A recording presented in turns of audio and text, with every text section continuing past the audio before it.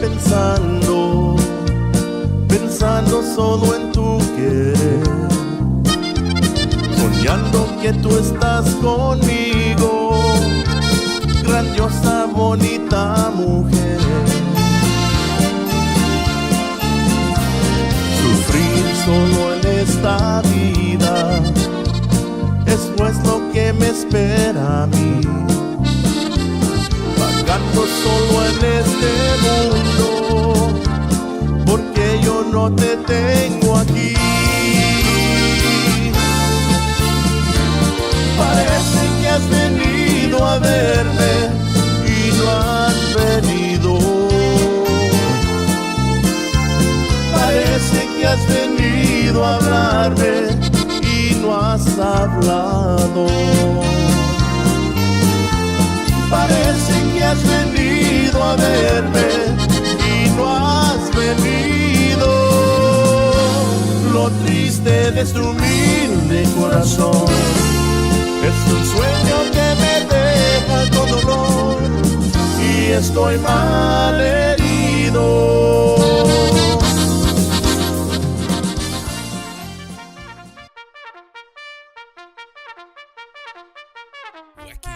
Wacky Wednesday. It's Wacky Wednesday con El Bumper. Unfiltered, the real deal. No pre-planning, no chingaderas. Straight up from the Ville. Wacky Wednesday. B-Town's very own. It's Wacky Wednesday con El Bumper. Here's your host, Bumper Gomez. Hey! Live and in color. Finally, after, what's the word, Eddie? Hiatus? That's not the word, is it?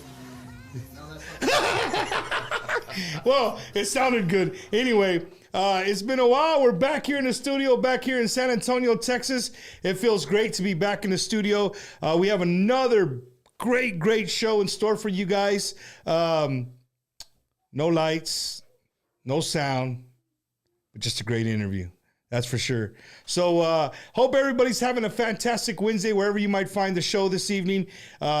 We got people that watch. I get messages all the time from the Midwest, from Florida, Cali, New Mexico, Arizona, and of course here in Texas. So saludos to everybody, man. Saludos. There's so much going on in the Tejano music industry. It's buzzing right now. It's great. Good and bad. And we're going to talk about that. We're going to talk about some of the stuff going on right now on social media. Social media does what social media does. But again, man, welcome everybody to another episode. I am recovered. I am back. I want to start the show off if you didn't see my live. And I want to thank everybody that made last week's 4th anniversary of Bumper's Wacky Wednesday possible. It was an amazing show. I could not have asked for anything better, more. It was just an amazing experience, and I couldn't have done it without a team. So again, I want to start the show off saying these huge thank yous to Rogelio, G-Man, Jaime, right? Joey Rodriquez, of course, the producer, Eddie Hernandez, and everybody that helped here and there. My son, shout out to my son, Juanito, who helped offload. It took 2 days. David, 2 days. You know how it is, bro. It took 2 days to put that production together, but it ended up being a great show. Yes. And again, I just want to thank everybody from Little Woodrow's. Great environment. All the staff there. It was cool, man. It was a good time. And I did get a little tipsy. I tried not to. I told Eddie, I'm not gonna drink, bro. I'm not gonna have a. And he's like, oh, I don't know about that. And yeah. We got tore up, man. Shout out, saludos to the United States Navy truck driver, Mr. Steven Martinez. He actually flew in for that show, bro. Believe that? He was working, parked his truck somewhere, caught a flight for the show, and caught a flight back and continued truck driving. So, Steven, I owe you dinner, lunch, something, bro. Thank you for always supporting. But again, just thank everybody. It was a great time. And we're back. We're back here in the studio. We're gonna hit the ground running. Me and Eddie have a lot of things coming your way, and tonight's no different. So, ladies and gentlemen, without further ado, my guest this evening, all the way, ladies and gentlemen, listen to what I'm telling you. How many of y'all know where Hereford, Texas is? The only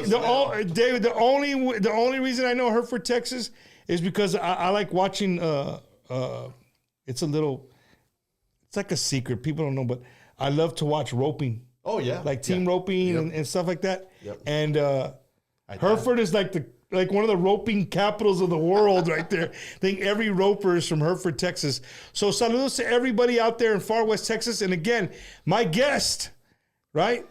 David Lee Rodriquez, all the way from Hereford, Texas. Hi. David, welcome to the show, brother. Man, brother, thank you. I've been wanting to do this forever. First of all, let me start off by saying thank you for doing the show, man. Yes, sir. You did this show whenever we needed it the most. You know, during the COVID era, and we were trapped inside. Tejano music was we couldn't go out there to dance. We couldn't go out there to see what was new. You kept it going, bro. Right. You kept it going. You had interviews, and man, yeah, you made it. You made it happen, bro. We had to do something. We had to find something, and you know, some artists did find ways to stay relevant. Yeah. But it was hard, dude. I mean, 2020, dude. If you were just a musician and you didn't have another craft or another way to make money, man, life was rough. It was tough, man. And you know, we were just with the band was just about to take off, and we are gonna do the start of our tour, right? At Fanfare. And then se cagó todo, you know. Yeah, Fanfare. That was a Thursday night. People were playing. Yep. And then the rumors started coming around like, hey, dude, this shit's getting bad. Like, I think they're going to shut down the city. And like, nah, not going to happen. And then, boom, they're like, hey, they're cutting off. There's no, I'm like, what? Yeah, Gilbert called me that morning. He said, Dave, are you watching the news? I said, nope. He goes, you better watch it. Turned it on, and sure enough, the mayor said, you know, the Fanfare was shut down. No, hombre. No, it was. You know, I know a lot of fans were upset, man. Did you get to do Fanfare this year? Yes, sir. We did it. We did it at the Jaime's place, Jaime's place. Jaime's place. You did that too. And then the Fanfare at the Hemisphere. So with La 45 there at Jaime's place. Oh yeah. How was that, dude? Oh, dude, it was killer. Every year, man. They had, Mike Torres and those guys, bro. They're on, man. They're on. Pluto party. Hey, those guys, Ontiveros, all those dudes, bro. Those dudes are, they're monster musicians. Yeah. And you just said it yourself. Two, they can party, bro. They can party, ladies and gentlemen, if you ever get invited to Jaime's place or there's anything involved with 4 characters, an L, an A, and a 4 and a 5, you better be ready to party. Yep. That's all I'm going to tell you. I'll leave it right at that. You better be ready to party because La 45 brings it. I've had them here, dude. I've had them twice. Nice. And they're buena gente, you know. They're good, but I need a whole, that's like 2 days. You got to set up. Tanto pinche microphone for everybody. There's a lot of them, man. Yep. So how was that? How was that, David? How was the crowd there at Jaime's for you guys? It was good. We started off the show because we had to do the Fanfare. Then we did the salute to the troops. You did one at the VFW. Yeah. So we did all 3. So we started off the show there at Jaime's. It was good. There was already a good crowd, and it was nice, man. Yeah. Fun. You know, I think the one there and at the VFW doesn't get enough love. Yes, they don't. So right. I mean, they've had great bands. John Paul, ¿cómo se llama el DJ? DJ Smoke. He's had some great bands the last couple of years. It's just tough, bro. It's tough to go against what people are used to when people know. You know what I mean? So we even though Jaime's place had something. Yeah. Hemisphere with TTMA, yep, and even Market Square had their own Tejano thing going. Mm-hmm. And you know what, dude? From the outside in, looking, it was great to see there was crowds everywhere. It was, and you know, John had a great crowd. At the VFW, you know, and man, hands down, like you said, hands down to him, porque he busts his ass to get that. Yeah, and he's another good guy, you know, John. No, he does a lot for the VFW and for the troops, and yes, he does. You know, I get that sometimes a lot, Dave. Like, Bump, I don't realize that I forget you were in the military. Yeah. You know what I mean? Like, and I'm just not a. And no hate to people who are like, hey, that's not me, bro. Right. Like, I'm kind of one of those guys. I was just having this conversation with my good friend Charlie today. Like, one of those guys that, you just asked me right for how many years you just said almost 21 years, right? And for some people, salud, brother. Salud. Some people it's like, bump that's it's a long time. But for me, it's your life's a book. Right.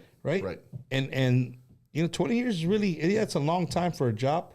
But it's really not that long in your lifetime. It's just it's a chapter. It's a chapter, bro. Right? So ya said the chapter está cerrado, like it's done, and I moved on. And Wacky Wednesday is a whole nother chapter, and I'm hoping this chapter está un poquito más thicker. Oh yeah. A ver how it goes. You know what I mean? And speaking of books, Dave, coming from West Texas, the West Texas, we've had these conversations here on the show quite a bit. Tejano music is very cliquish. Would you agree? Oh, I've come to... Oh, look at hey! If you guys could see his hairs in the back of his neck, just stood up right now.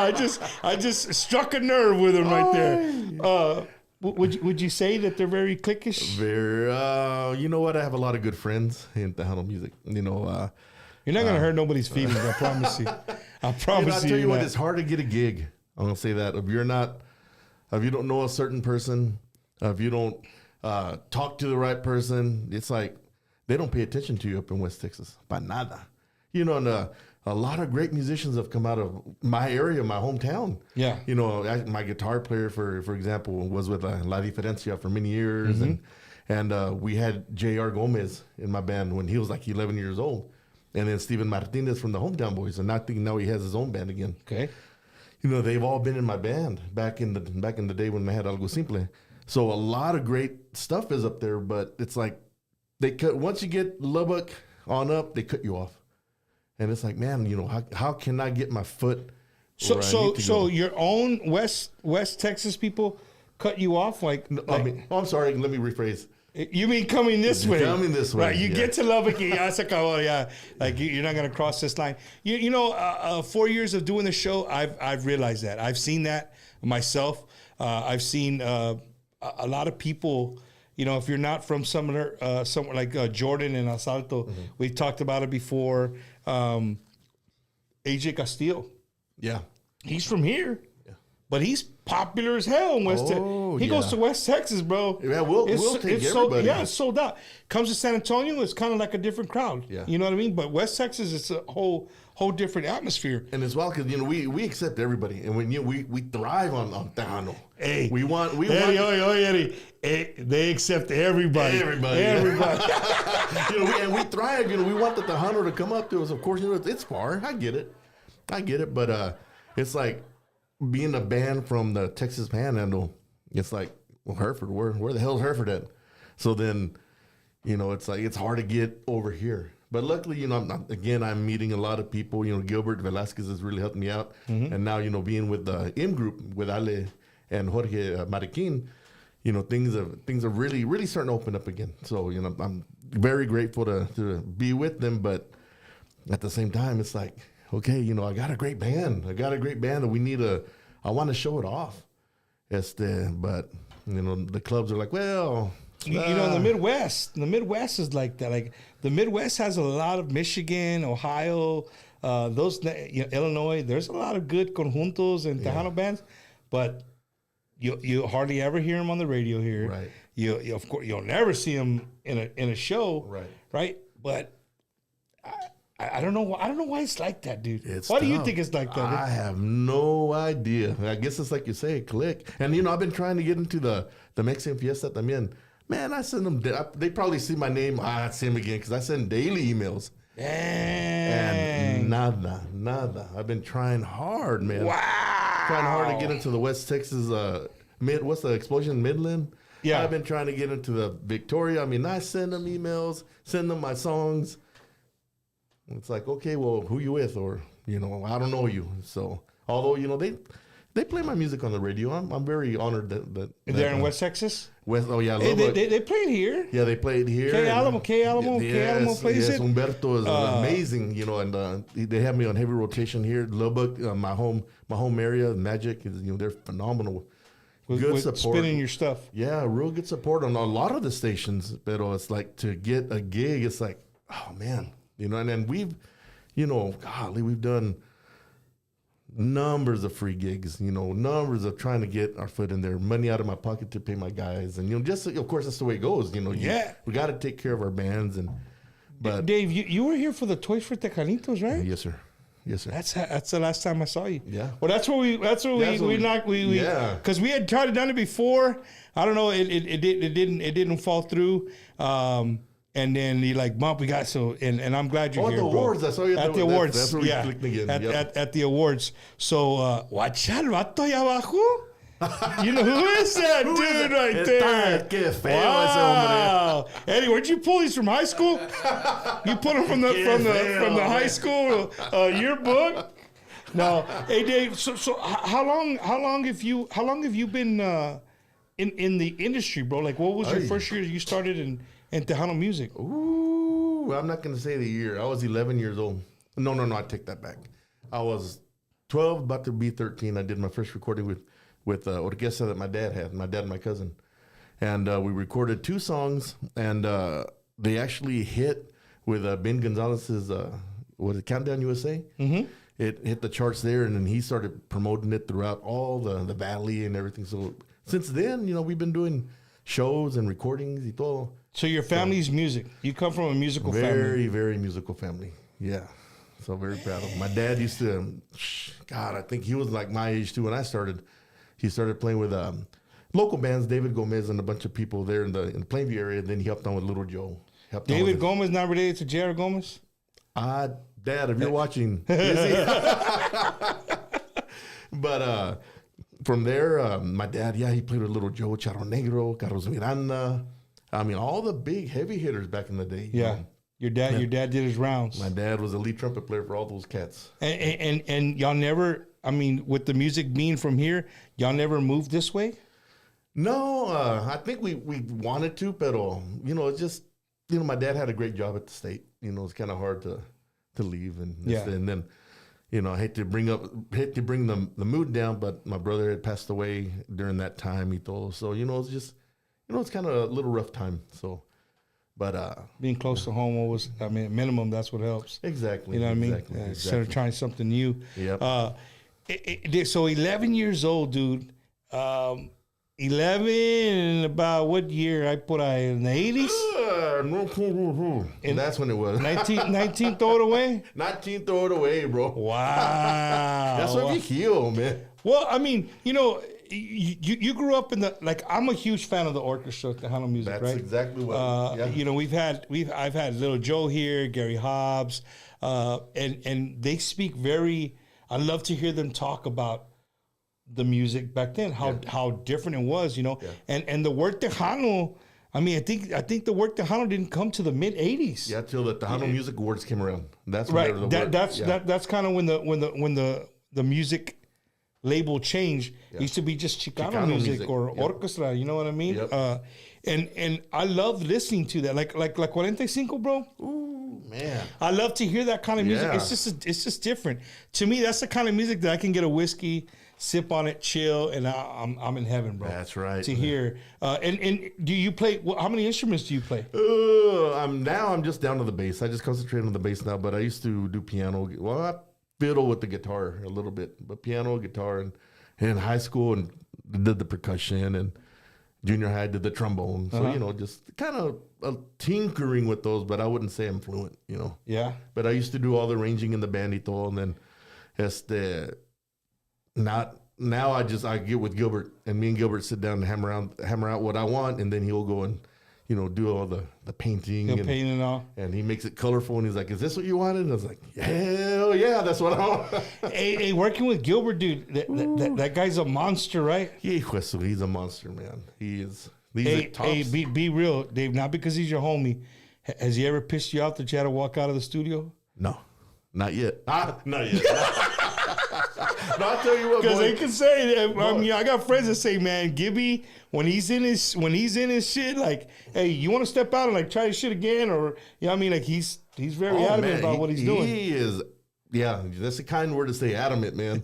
But you know, yeah, he's gotten on me several times, man. He's one time when I was doing the first CD, I just couldn't get what he wanted me to do on a certain song. Te Amo was the name of the song.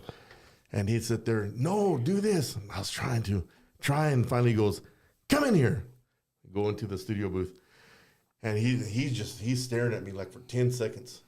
And then he goes, Tony Bennett, he's a singer. Frank Sinatra, Jay Perez. And then he just stared at me. I was like, okay, I know I'm not a singer, man. And then he just looks at me. He goes, try it again. I was like, oh, man, okay. So we go in there, and I guess he just finally gave up. I don't know. He goes, okay, there you go. I'm like, no. Yeah, that's funny, man. He's funny. I was literally with them. Un saludos to Shell Shock Records, Shelly Lares, our good friend El Gallo Des. They just had their CD release party yesterday. I got to we got invited. It was really, really cool, man. Nice. A very nice setting. Luna Lounge. Eddie, you ever been to the Luna Lounge? Never. Bro, it's on San Pedro. It's hidden, but they say it's been there for a long time. But I've never. It was cool. It's like it was just a really down to earth atmosphere. Nice. And speaking of Tejano stars, bro, like right now, I was bringing you up to speed because he drove from Hartford, Texas, to be here with you guys right here in the studio again. And people are gonna take this the wrong way, but it's okay if they do, Dave. I don't care. Yeah. Right? It's my show. Right. That's Fuck right. it. It's your I can show. say what I want. Hell yeah. But I'm not a fan of remote interviews. No, neither am I. You know what I mean? I mean, I'm sure you do them all the time, and it's cool because I mean, it's easy. The person can stay where they're at, relax. I get it, but I'm more of a vibe person. Right. I like to feed off of other people's vibes. Exactly. So, thank you for driving all the way over here. But when you were driving, that means you were doing something safe because you don't know what's going on in the industry right now. Nada. Do y'all know what's going on in the industry right now? Just a few minutes ago, I found out. Dude, so check this out. My good friend, Lucky Joe, I'm going to give you my spill, and I'm going to just run with it. Like, he stopped and gave a video about a bus that he's like, this would be really cool. Like, it'd be cool to have this bus. The bus, I think, was like 25,000. So he says something like, you know what? I got like 50-something thousand followers. If everybody's to give me $1, I can buy this bus and fix it up. I'm going to do that. But I don't got too many followers, though. But well, we're going to work on that. We're going to work on that tonight. Yeah. But he said it like in a joking manner. Yeah. But, bro, some people took that shit. Eddie, what is he at, like 4,000 or 5,000? Fuck it, dude. We'll just call him. How about that? Call him. Give him a call. Yeah, we'll just call him. How about that, guys? We'll just call him and see what he says. Let's see what he says. Hello? Can you turn up the thing over here? Hello? Hello? Luck! What's up, man? Is this Lucky? Yeah. Lucky Joe. Joe. Well, you sound weird, Way. It's because you're live on the air on Facebook Live. You're here with my good friend David Lee. ¿Qué pasó, Lucky Joe? It's David Lee Rodriquez. Hey, David Lee, ¿cómo estás, man? Aquí nomás con el bumper, el metal bump.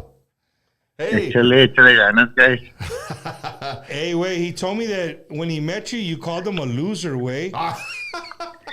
What? Yeah, he said, because both of y'all lost to Elida that year in the Grammy. Oh, yeah. Hey, look, so, you know, it's Bumpers Wacky Wednesday, dude, and, you know, I'm not a guy for drama and, you know, all the cheeseman stuff, so I was here talking to Dave about what was popping off on social media and in the Tejano industry, and Lucky Joe is the talk of social media right now, and dude, so, I don't know, you didn't get to hear me, but right before I called you, I was like, you know what, I saw the video that you did, and you said it in a joking manner, like, hey, man, I got 50-something thousand followers. If everybody gives me $1, I can get this bus. and that shit exploded. Like, so I said, you know what? Let's call him so you can give your side of the story, Luck. Well, first of all, doctor, gracias por tenerme en el programa. Fíjate que it was something, man, that was said. Así como soy yo, I mean, I like to joke around a lot and stuff like that. But I have to admit, man, that 10% of me felt like, you know what? I wonder if this is going to work. I wonder if it'll happen. So I just put it out there, man. And fíjate que la gente empezó a mandar dinero, $1, $20, $50, $100. I've had donations up to $500, man. Yeah, man. Esto es una bendición bien bonita de nuestros fans. Es algo que, I mean, I have no words, brother. I have no words, but I do feel a little bit of like overwhelmed. Es que pues la gente te hace o te deshace. Yeah. And I've had a lot of I've had a lot of hatred and a lot of scrutiny. And, it goes with the show, man. Esto no es fácil. Si fuera fácil, todos lo estuviéramos haciendo, ¿verdad? And all I have to say, man, is that if you're pure at heart and you're sincere with what you do, nada te va a afectar. Nothing can affect you, bro. You're doing things with your heart and you're doing things with sincerity. And if the people see that in you, if the people that follow you, that have followed you for years and know who you are and know what you do and know what you're about, they're going to be there for you, man. And right now, estoy tan agradecido con toda la gente que me ha mandado donaciones. Es algo bien bonito, man. No me lo esperaba. And I was actually thinking of taking off my post, but I got a call from a good friend of mine. El papá de las Phoenix. He called me. He's like, oye, hermanito, quiero que sepas que te apoyo al 100%. Estoy leyendo los comentarios buenos, estoy leyendo los comentarios malos, pero pon Dios por delante y todo va a salir bien. There you go. There you go. Once I spoke to him, and I'm not, man, how can I say this without coming off weird? I don't want to sound mamon or nothing like that. But you know what, man? I've paid my dues in this industry. I've sacrificed family and friends and life and time and my own children sometimes, man. So, no lo estoy haciendo por mamón, lo estoy haciendo porque yo sé que la gente pues me apoya y me quiere y yo también los quiero a ellos, bro. So, la gente mala siempre va a hablar y siempre va a decir cosas feas, man. Y lo que yo le pido más que nada a mi Dios es que me dé fuerza, bro. Que me dé fuerza de continuar y pues nomás, I mean, what else can I say, bro, Yeah. Now, look, hey, man, we got your back over here, bro. Yes, sir. It's what you did is one of those, como se dicen, Dave? It's damn if you do and damn if you don't. You know what I'm saying? You're people are going to look at it bad. Some people are looking like, that's cool. What I thought was the coolest thing, and I don't want to keep you long, what I thought was the coolest thing is I saw some videos of some people doing like some long videos for you. Like, this guy deserves a bus, bro. Like, we have to get this guy the bus. Like, so you guys got to donate, man. So look, I hope you get the bus, bro. And if you get that bus, hey, I'm looking for a van over here. So I'll take your van. You know what, man? At the end of the day, nuestra raza es la que manda, bro. Yes, sir. I've always said it, man. La raza te hace o te deshace. Y lo único que quiero que sepan todos, and thank you for allowing me to use your platform, is to let everybody know, man, that I'm pure at heart. I'm not in this industry for over 26 years of my life to be mamón. I've developed a respectable name. Me la llevo bien con todos los artistas de la onda tejana.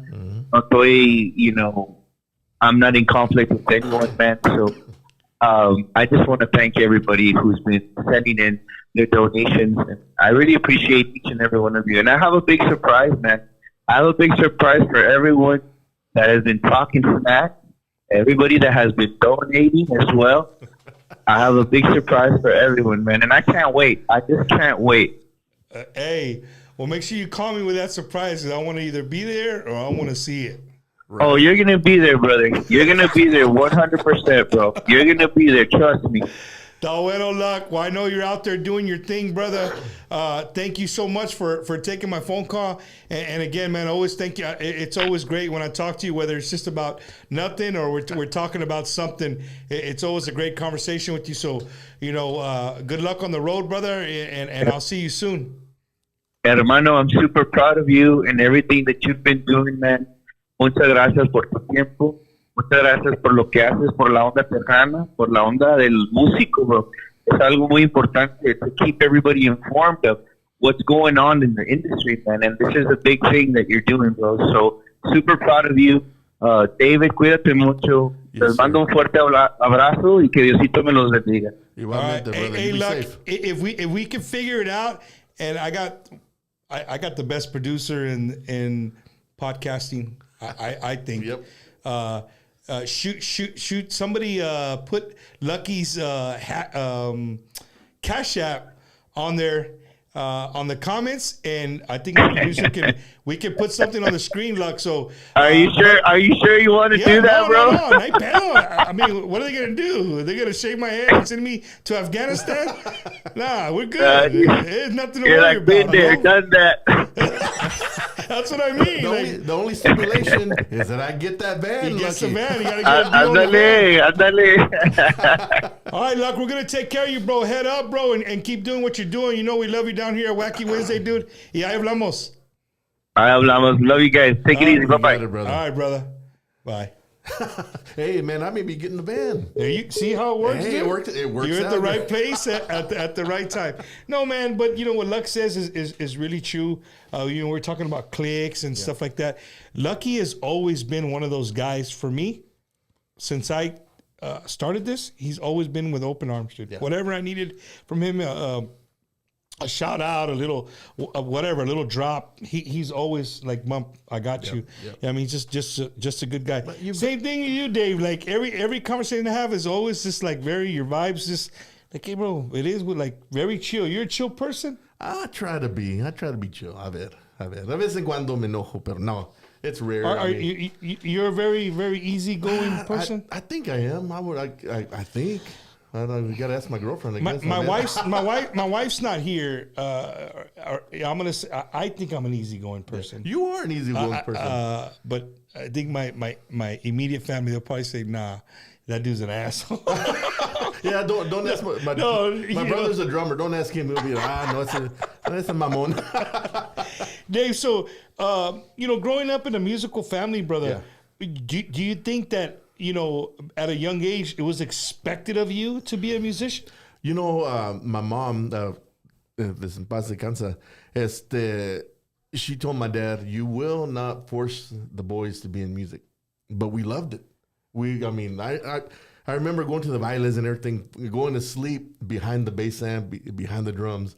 Yeah, I'd just be asleep there, And they're jamming? And they're jamming, It was already late at night. I'm going to go backstage and I'd be right. This fool was numb to that shit already. And that was just like a part of life, like on the weekends or whatever, never, family would get together, pura música. Or not, of course, the bands that my dad was playing in, they were gigging, so we'd go either watch or the wives would be together or whatever, and all the cousins and everything. But I remember going over to a friend's house, go hang out and play.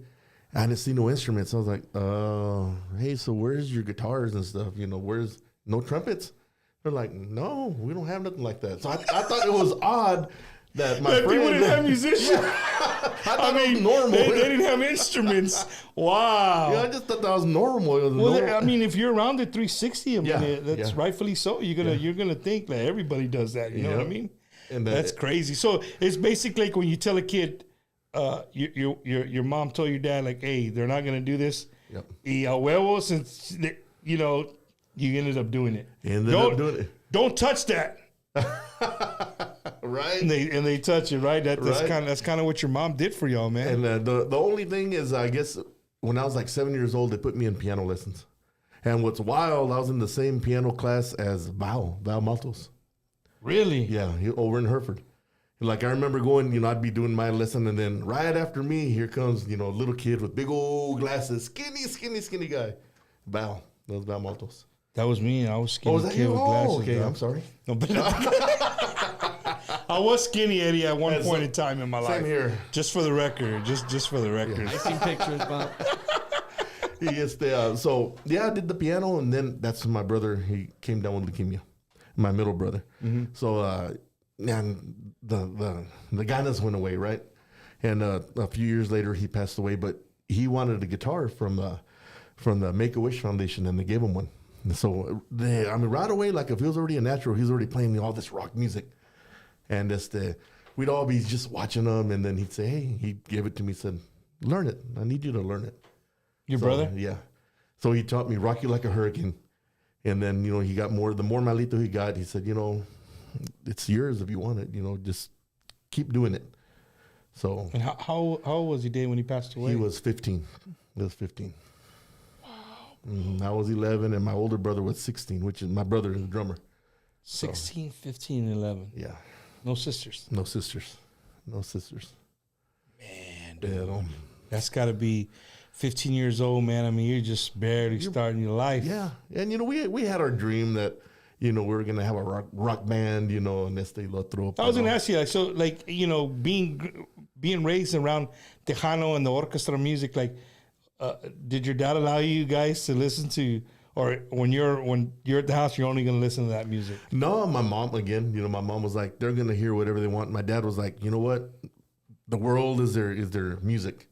And luckily, we can, my poor mom, pobrecita, when I was like 12, 13 years old, puro Iron Maiden, puro Rush, I was Metallica, I was all playing all their stuff and learning their guitar solos, and then I'd get on the bass and try to learn their bass parts. Full blast, the amplifier is loud, and poor mom trying to watch her historias. And she just would sit there. Pobrecita, she'd just sit there. And I'd, go out to get a drink of Coke or whatever. Mom, is it too loud? No, mijo. No. Really? Yeah, but I had it. I had freaking as loud as it can go. Wow. Hey, that's a caring mom right there, bro. And and she knew, what, they love music, and so we stuck with it. And me and my brother were downstairs. I think we were playing. We were playing White Snake. I can't remember what we were doing, but I was on guitar at that point. And my dad, he comes down. No. I was already on bass because my brother had a rock band, and his bass player left the bass there, so I got it, and I learned Orion from Metallica. I was like, hey, man, this is cool. So then we started playing in the basement. Here comes my dad. Hey, son, what do you think about playing in my band, Little Tejano music? And, I had long hair. I said, Dad, that's some old people music. I don't want to do that. I don't want to be a rock star. You were a headbanger. I was a headbanger, puro headbang. And this. So he comes back and he goes up. And then me and my brother take a break, go upstairs, and my mom said, hey, your dad really needs a bass player. They're looking for one. And my dad goes, and you can make a little extra money. What are we talking about? Pop song. So then at that point, and it was, golly, I got a very supportive parents. Porque I remember there was times when I needed to learn songs, and I would, not go to school, but my mom would wake me up. Okay, you're going to stay home and learn music. You're getting up at 8 o'clock. You're going to learn the songs your dad needs you to learn. Okay, so then I'd be up all day just listening to dropping that needle, playing it, learning it. Okay, there it goes. And on a record player? Yeah, record player. The Latin Breeze. Hey, so we were trying to guess his age. It was on CD he player. just did it right now. He's not even a tape player. Pueblo said a needle. He dropped the needle. Damn. And so then that's how we got started. And then, well, it's funny, the guitar player I have now, Jesse Moya, he was a bass player for my dad's band at that time. And he told my dad too, like, hey, I want somebody my age, because Jesse's just a year older than me. And, he was playing with all my cousins too, they're all older and whatnot. So my dad goes, okay, well, I'll talk to Dave. And then so I got in and we would sit there. I'd go after school to his house and just learn progressions. And here we are. And so bass is your thing. Bass is my thing, bro. But you can play the guitar? I can play a little bit, not much. I wouldn't say I'm a guitar Drums? player. Nah, I can pretty much just do that. My brother's a drummer, man. That boy's bad. Oh, that's cool, man. Saludos to your family, brother. Yes, thank you. Saludos to everybody that let you come over here and hang out with me. Right. You know what I mean? That's a long driveway. Oh, Well, yeah. you broke my heart when you said, yeah, I left around 8, got here around 5. I was like, 5? I love it. Oh, that's far, dude. But dude, it's this is something I love, man. I love this. I finally got the chance to it's starting to move up a little, and man, I wouldn't miss it for the world. The song that we started was on the charts. It's on the charts, gracias a Dios, and written by my accordion player. Danny Rodriquez. He's written songs for David Lee Garza. Hold on, I got to give Danny a thumbs down.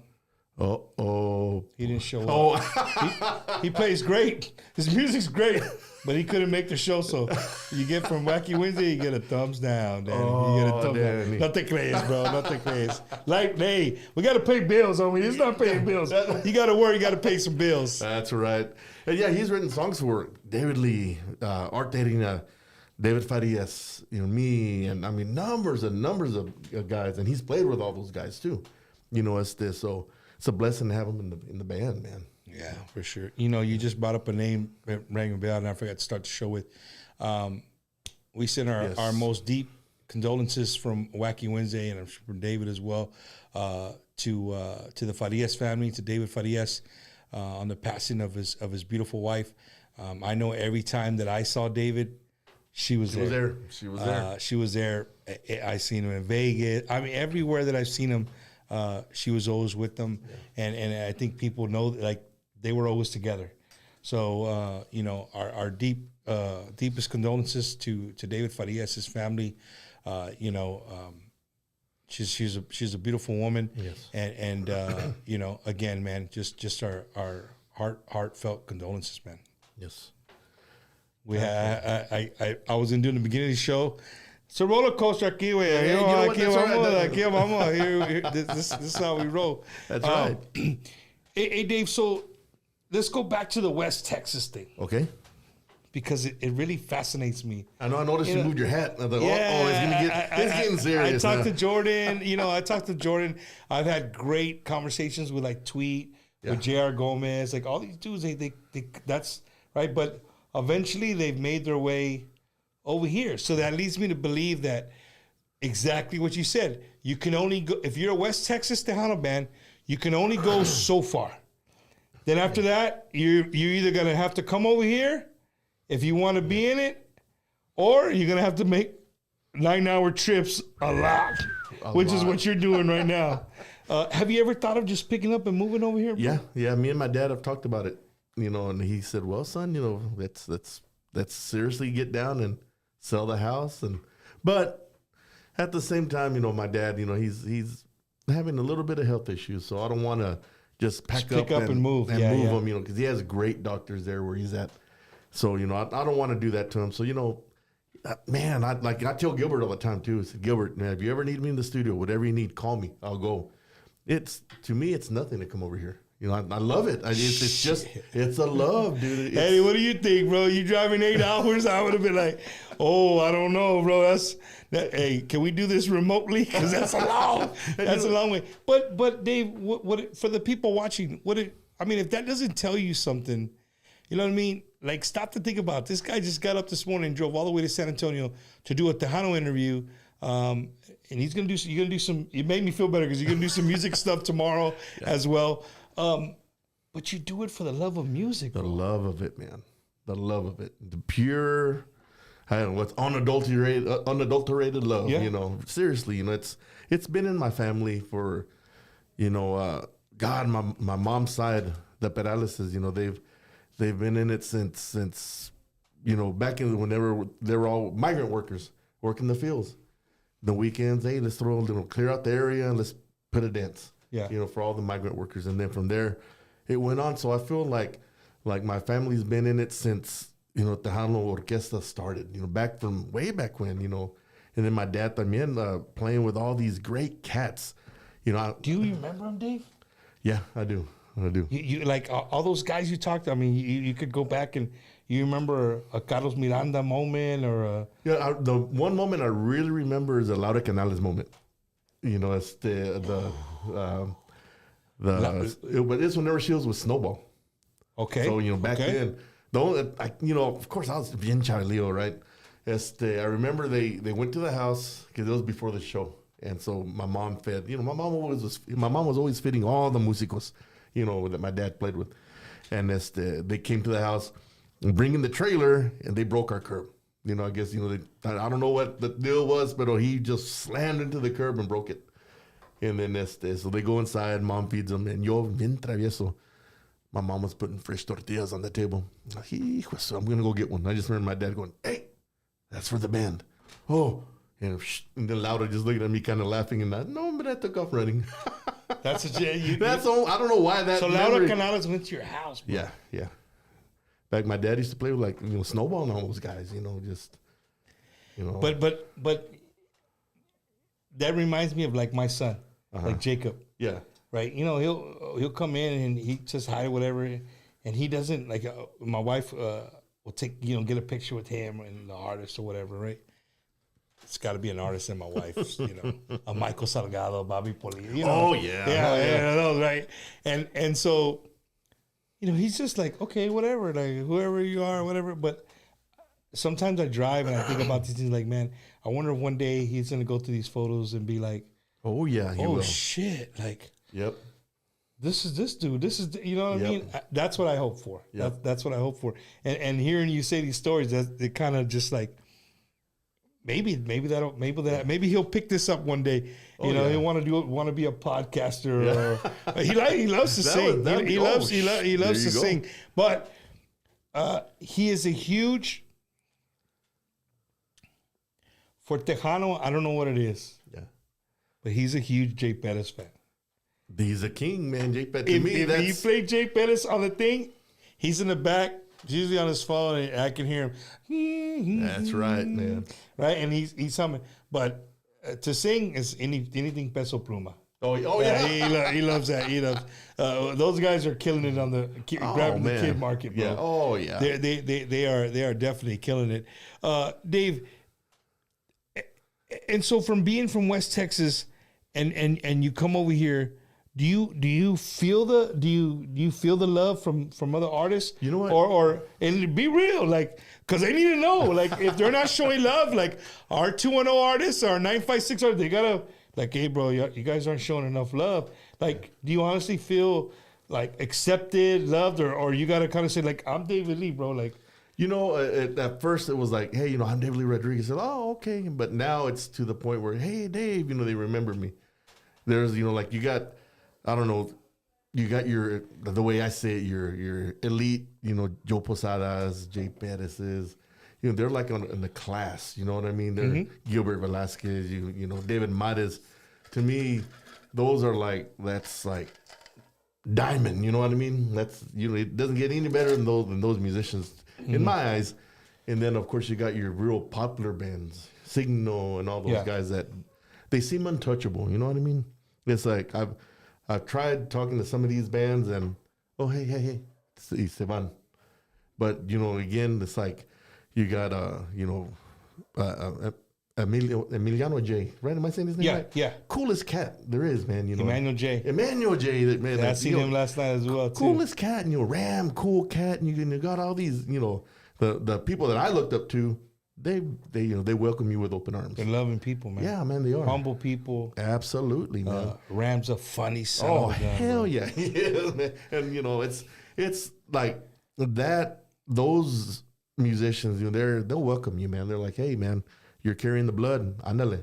What can I do to help you? They're Chente, all these cool cats, man. So I'm sure the question I'm about to give you is probably the number one question you get asked on radio stations. And if somebody's never asked it, I would be just surely amazed if nobody's ever asked this.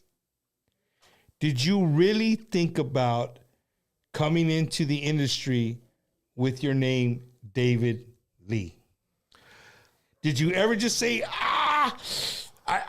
maybe I shouldn't? No. Never thought about it because that's my name, you know.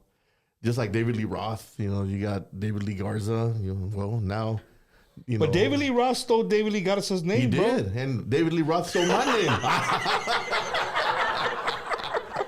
So you never thought like, man, it's going to be tough. You know, maybe for a split second, but I thought, you know, it's not right. That's my name. You know, it's my name too, you know. Yeah. You know, and then hands down to David Lee Garza, another great guy. You know, I love David Lee.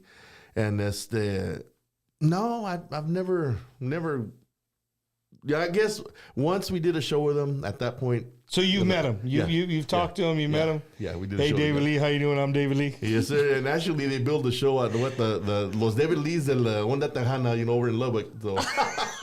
Hey, Eddie, you imagine that video right there? How you doing, David Lee? I'm David Lee. What are you doing? Hey, el tocayo. I think he said something like that. It's también David Farias. He's always, hey, tocayo. You know, cool cats, man. That's know. awesome, bro. That's good to know that there's people. And I know, I mean, even with me, and I'm not a musician, sometimes I go places and it's like, if I'm going to go MC an event and it's like, I know one band and there's like 4 bands that I don't know. Like, I know who they are. Yeah. They're but I just never had the chance of getting to know them on a personal basis. Right. And when you do MC jobs, like being personal, it really makes a big difference. It makes you comfortable. Yeah.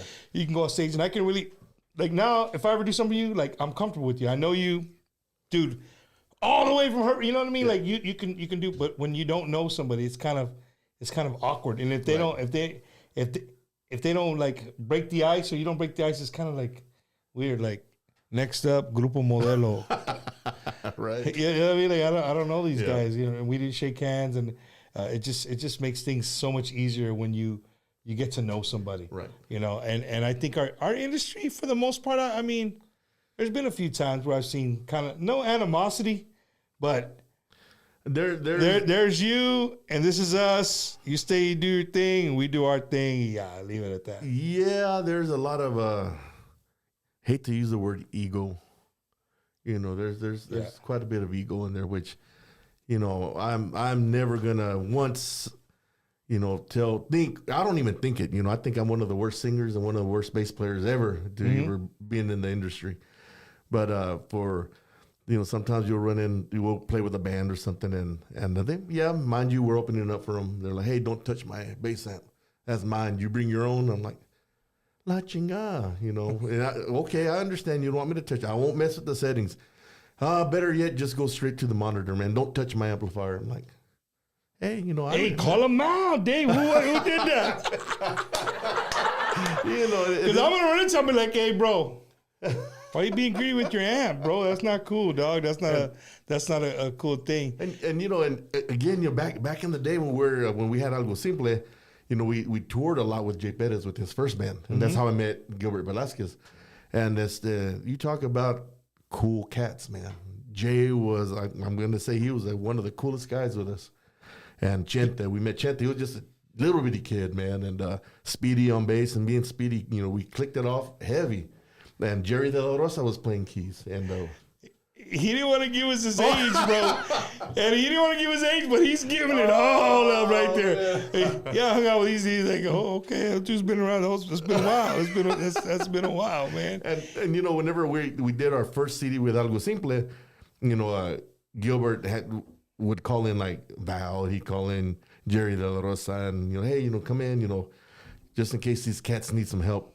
No, you know, and luckily, again, I had a great band, and Gilbert's like, no, they don't need to be here. But, you know, I asked Jerry De La Rosa, which, you know, rest in peace, you know, hey, Jerry, I need help with this chord, man. You know, what can I do to change it? And he listened to it. Oh, brother. And then he just fixes it. I'm like, damn. And so, you know, it's just, I wish it was still like that, you know.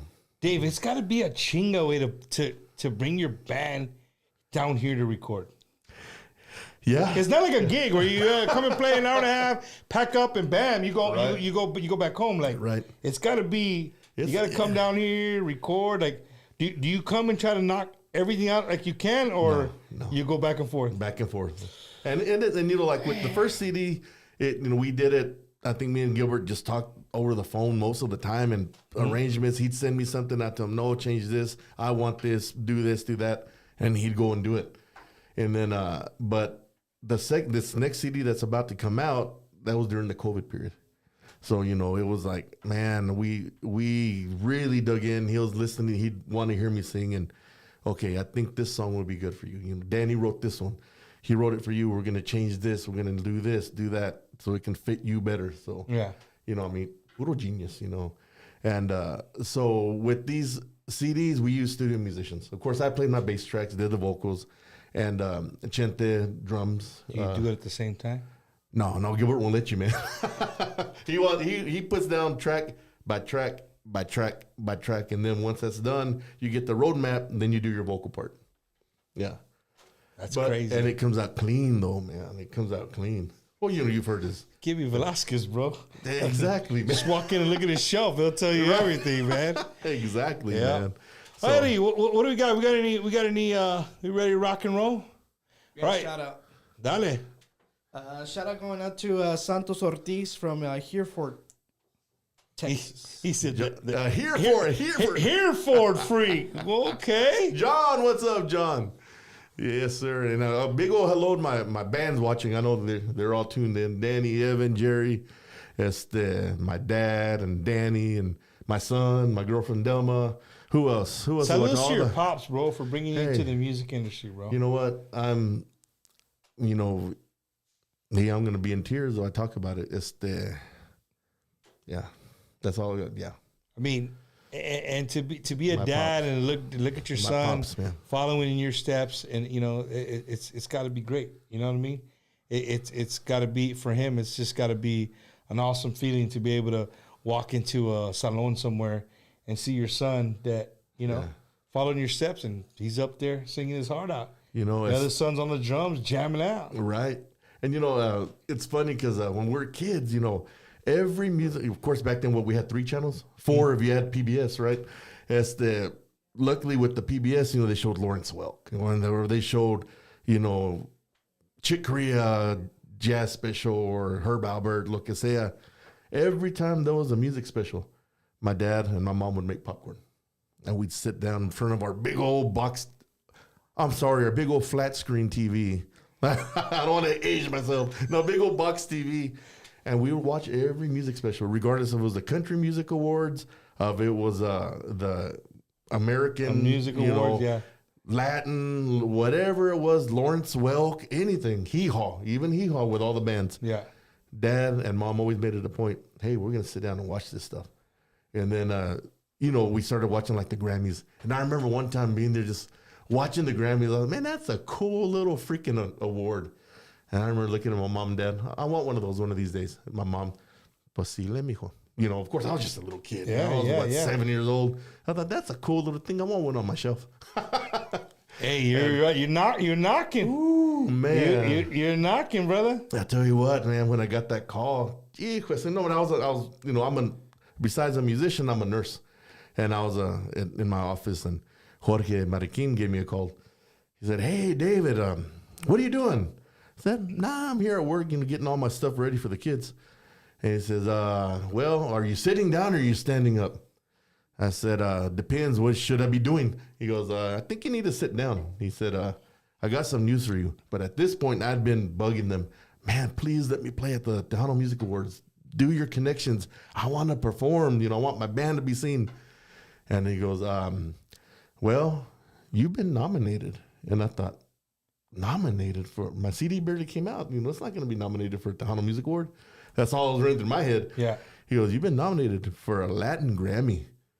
Bro, I sat back and I just looked up and I just said, thank you, God. I mean, tears or just, I said, what? Did you say that again? He goes, you've been nominated for a Latin Grammy. Look it up. And then I was sitting there on the computer and I saw it and I couldn't speak anymore.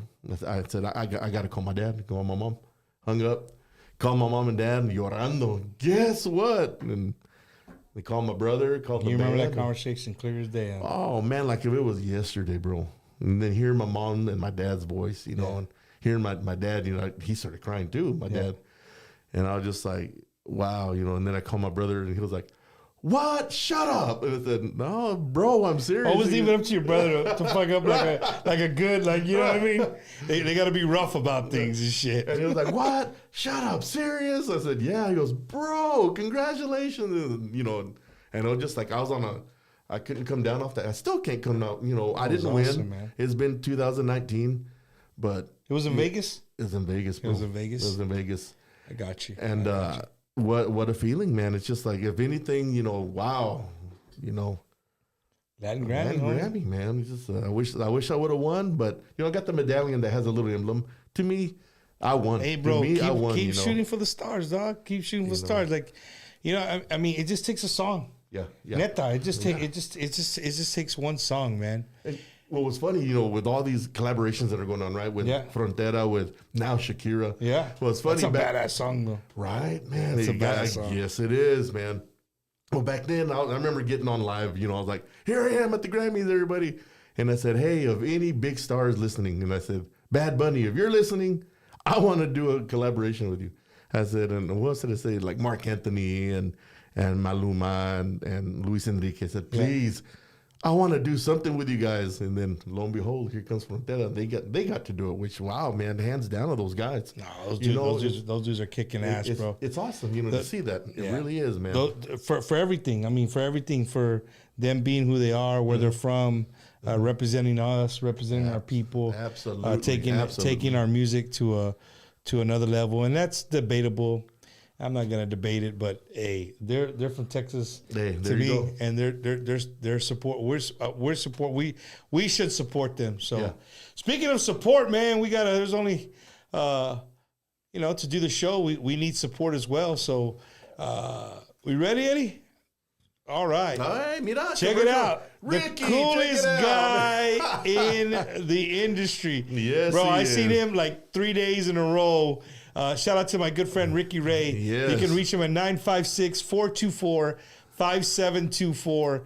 Hit him up. He can help you find a brand new home. You want to sell your home, any kind of properties. Hit him up. He can help you with your credit. Because, Raza, sometimes we're not the best at learning, how credit works and stuff. Ricky can help you guys out, man. So hit him up, 956-424-5724. Oh, speaking of awards, last year's new female artist of the year. That's right. Our good friend, Miss Di Marie, 210-837-8623. And as you can tell in the video, she's there to protect your home, right? That dude could be the Sancho. He's gone. He's like, hey, he's home. I got to go. You don't want people stealing packages off your thing. Hit up Di. She can help take care of you. All your security needs with the good company, Vivint. Hit her up. Let her know Bumper sent you, and she might throw something in there for free. Can she, Eddie, or no? She can? There you go. All right. There you go, Di. So they say Bumper Gomez sent me. Hey, you better hook them up, man. And then our good friend, Mr. George Hernandez from Spectrum Business. If you got a business, you're looking to change your internet, you want to get some good speeds for, whatever your business needs are, hit up our good friend, Mr. George Hernandez, 210-410-9698. That's 210-410-9698. And Raza, too, man, we're not the best at knowing about technology. It's good just to call somebody you can associate with. George is one of those guys. He'll come over, hook it up, and you're going to be ready to rock and roll. Surf the net and listen to David Lee's brand new one. You can download it. That's right. Once he's done hooking you up. Yeah, you can tell by his smile he's a good guy. Yeah, for sure. And then another good friend of ours, man, recorded there with you as well with our good friends David Lee, Garas a los Musicales, my good friend Mónico Cortés, Mi Hijo, Mi Ángel. It's an album dedicated to his son who tragically passed away a year ago. He did a wonderful, wonderful song with David Lee and a bunch of artists. It came out beautifully. So make sure you guys go out there and buy it, man. He's got Chris Q, Chente Barrera, Sandy G, Rick Fuentes, Conjunto Sensible, Demi Garcia, Joey Jimenez is on there, Javier Galvan, Cesar Martinez, and our good friend Marco Jaime. So you can buy his shit, dude, right now. Nice. Go down to any of your record shops, let them know Bumper sent you, and get yourself that brand new MC2 Mónico Cortés, Mi Hijo, Mi Ángel album. Nice, man. Oh, the Pack Fest, bro. You come for Fiesta? You see, that's another thing I've been trying to get into. Okay. Well, we're going to talk about Fiesta. Not getting into it, just coming to have a good time with it. Hey, one of the big kickoffs of Fiesta is our good friends at Palo Alto College Pack Fest, bro. This year, they're going to have our good friend. He's been here as well. The man, the myth, the legend from Edinburgh, Texas, Mr. Bobby Pulido will be the headliner there at Pack Fest. I'll be there. Eddie will be there. We're going to have a good time, so come out and say hello. We're going to have Eric y su grupo Masore. Barra Boys. There you go. Good Those guys kids, are bad right there. They are. Grupo Controls for everybody likes them fast cumbias. And, of course, Mr. Bobby Pulido. Don't forget, ladies and gentlemen, it's one day. It's one day, so we'll see you guys here at Pack Fest. Nice. Make sure you get your tickets if you can get them now. April 25th. April 25th from lunchtime to 11 o'clock. We'll see you there. Veteran, bro. My good friend, Mr. Oscar Ornelas, retired United States Marine Corps Sergeant Major. I love that I have this guy as my sponsor because, again, I'm a veteran. Yeah. Again, I said I don't really talk about that so much, but this guy is really out there helping people who have had trouble trying to get their disabilities. If you have a tío who's just older and like he's been at 20% disability, like, tío, you got to go back. Nah, mijo, I don't know what to do, whatever. Call this guy. Call him. He will walk you step by step on what you got to do. He is taking care of so many of my veteran friends, even my veteran families. So hit him up. Let him know Bumper sent you. He'll take care of you. 951-388-4072, or you can scan the code there. You'll get all his information. Hit him up. And if he doesn't answer, leave a message. He'll get back with you ASAP, and he'll get you started on your disability. Carnitas. Oh, man. Okay, yeah, I'm hungry. Carnitas Urapan and 945 South Austin Street at the Matador Market there in Seguin, Texas. Every Friday, Saturday, and Sunday, some of the best carnitas you ever have, dude. What give me these guys, man? Man, they're bomb, man. So shout out to Carnitas Urapan. You got gear, bro? You got t-shirts and all that? You know what? Yes. But we sold them out during Fanfare. You sold them. Well, dude, if you want a great deal on merchandise for if you're a band, a small business, this dude has always come through for Bumpers Wacky Wednesday. Not just me. He's helped Jay. I don't even want to start. Everybody in the business that's on the top of their game. Mr. Gilbert Alamán has helped them out. He's taken care of them as far as t-shirts, koozies, socks. Si quieres calzoncillos, vato. He'll put David Lee right there, right on the booty part. Whatever you want. Gibby can make it happen. Hit him up, 832-546-5856. Let him know Bumper sent you, and he'll give you a special deal, man. There it is. There it is, bro. The Solar Eclipse Fest. Bro, are you ready for that, dude? Oh, man, that's going to be heavy. That's going to be a bad... Bro, it's gonna be crazy, bro. Yeah. So the Solar Eclipse Fest, man, it's gonna be our good friends at Brown Plaza, right out of Del Rio, Texas, April 5th to the 8th. Again, the Eclipse, that Del Rio, Uvalde, Eagle Pass, that is dude. You know how much a hotel is there right now? I can't even imagine, man.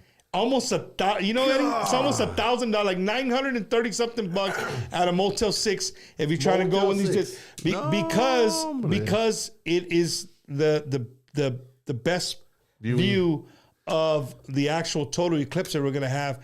I'm not ready, bro. It's gonna be crazy, man. Not getting white clouds or nothing. It's gonna be crazy. Saturday, April 6th, from 4 to 6, we're gonna have Grupo Vidal out there. They're going to have a DJ afterwards, so make sure you guys go check them out. Orgullo Tejano is also playing Saturday night. They'll be open Friday from 8 a.m. to 12 midnight. They have DJs. You can go buy a bunch of vendors. It's going to be a great time. And then Sunday, Lucero del Bravo from 5 to 8. And the Yumari dancers from 3:45 to 4:30. So make sure you guys go check it. They're going to have all ballet folklóricos. They have rappers. They have gospel music, all kinds of things. So if you have nothing else to do and you're in the Del Rio area, our good friends at Brown Plaza, make sure you go out there and show them support. Let them know Bumper sent you. April 5th through April 8th, Del Rio, Texas. Nice. Chinga, nunca vamos a acabar, vato. Chihuahuas. Hey, bro. That's going to be... The Mafia Mania. That's going to be right? Fierce, man. Dude, Mafia Mania QP, what? No, QMP, Mafia Mania QMP at eventbrite.com. .eventbrite.com. You can get your tickets. There's only general admission left. VIP, another, I think there was like a in between VIP and general admission, they sold out as well. It's going to be at an amphitheater. It's going to be huge, held in Pearland, Texas, April 27th. You're not ready, way. La Mafia. Damn. David Lee Garza y Los Musicales, Marcos Orozco, Michael Gonzalez, and the Iconics. So it's going to be one of those shows where you watch the first band and they knock you out. Yep. And then you get right back up. The second band gets up there and they kick your ass again. Yes, sir. And over till you're out. And dude, it's all brought by a good friend. My good friend, dude showed up to my event and he drove. Just a cool cat, bro. Been around the industry for a long time. El vato, he's just an old school vato, bro. I love talking to him. He's a cool cat. Our good friend, Mr. Jim Luna at Quarter Moon Productions, Jim Luna, yes. Where the stars meet the moon. So shout out to that. So make sure you guys make plans. If you're in Houston area, April 27th, Independence Park, Pearland, Texas, 3449 Pearland Parkway, Pearland, Texas. Make sure you hit us up, man, 979-665-1923. And guess who the host is going to be? I'll give you a guess. Let me take a guess. Let's see. It's going to be Eddie. Eddie will be there, but yeah, it'll be me. We'll be hosting that Mafia Mania. Can't wait for that. That's what I'm talking about, man. They're knocking you out, and then here comes the bumper, man. There we go. Just gives you another knockout. There we go. What else we got, Eddie? Oh, God almighty, man. Tejano, bro. You see, that's Memorial Weekend Bash. That's the Mr. one. Frank Salazar from the big city of Victoria, Texas, already confirmed La Mafia again, right? Jeez, Duelo, Signo, David Lee Los Musicales, Jennifer Peña, Elida Reina, The Iconics, Lucky Joe, Eric y Grupo Mazore, and a whole bunch more. I know Asalto's playing. There's a crap load of artists playing there that weekend. If you love Tejano music and you're off that Memorial Day weekend, the Mecca, the center of the place to be in Texas, Memorial Day weekend is going to be Victoria, Texas, Salazar Promotions, the Memorial Weekend Bash in Victoria. If I can get my name on there, maybe it'll be one of the many more to come. Frank, there we go. we got some bands looking to play.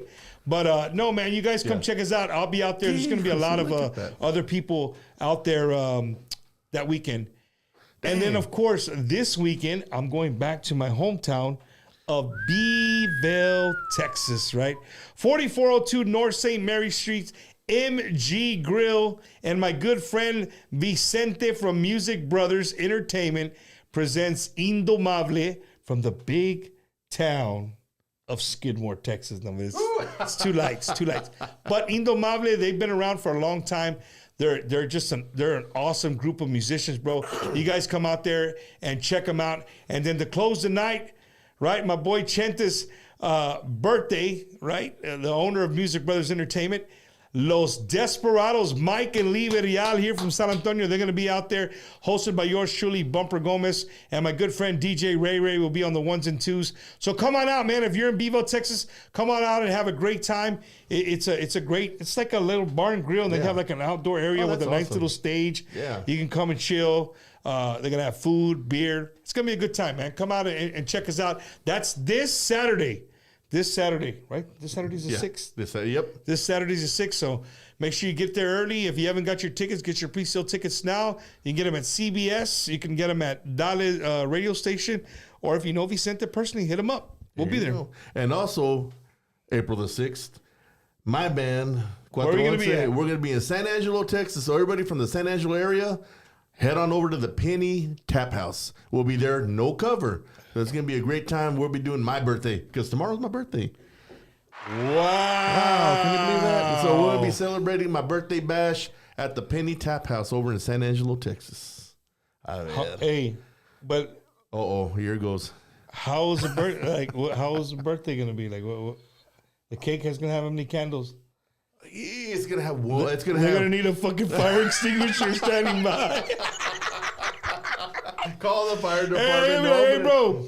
You like those candles, bro? You gotta do that shit outside. You can't do that shit inside because the sprinklers are gonna go off as soon as he blows this shit out. Oh, man. Hombre.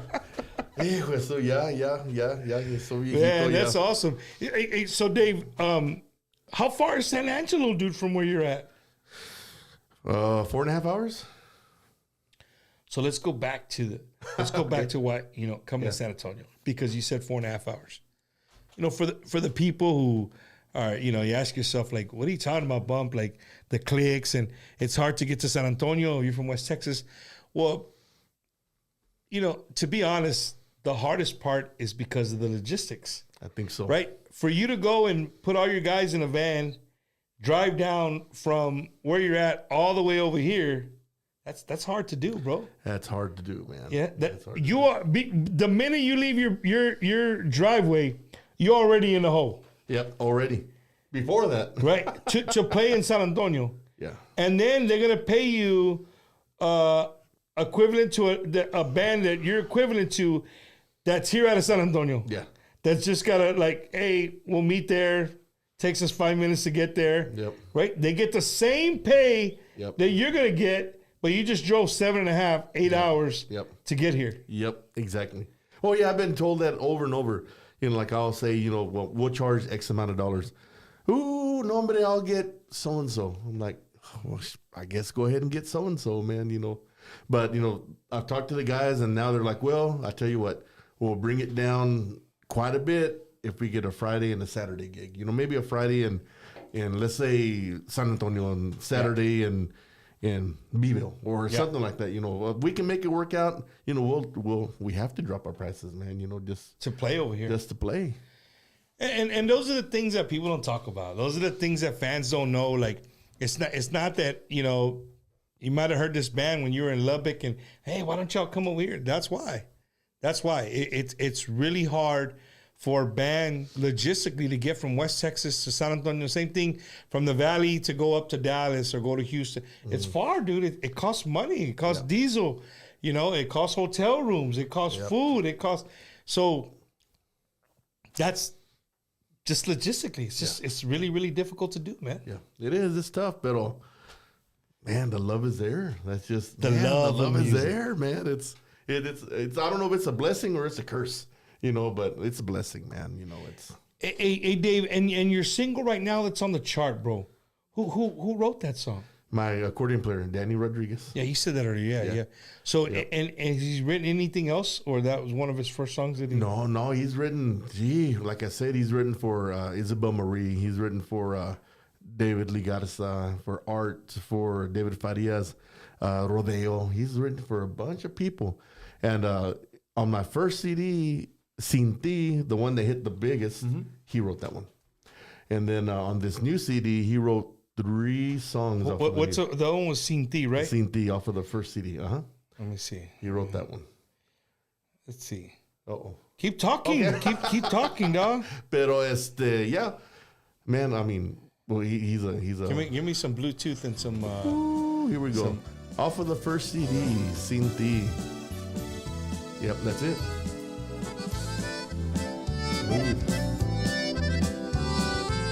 And what a hell of a songwriter. And there's a story behind the new song, Parece que has venido. But I can't tell who it's about, but it's about somebody very prominent in the Tejano industry. But it's I can't say who it's about. If that makes any sense. Dave, how are you gonna come on here and say we can, but exactly, Eddie? I'm like what? To the lyrics. Yeah, dude. Oh no, that one, the Sin Ti, is just a song that Danny wrote. I think. So which one we talking about? It's about somebody. Parece que has venido. Parece que qué? Que has venido. The new single that's out that's hidden.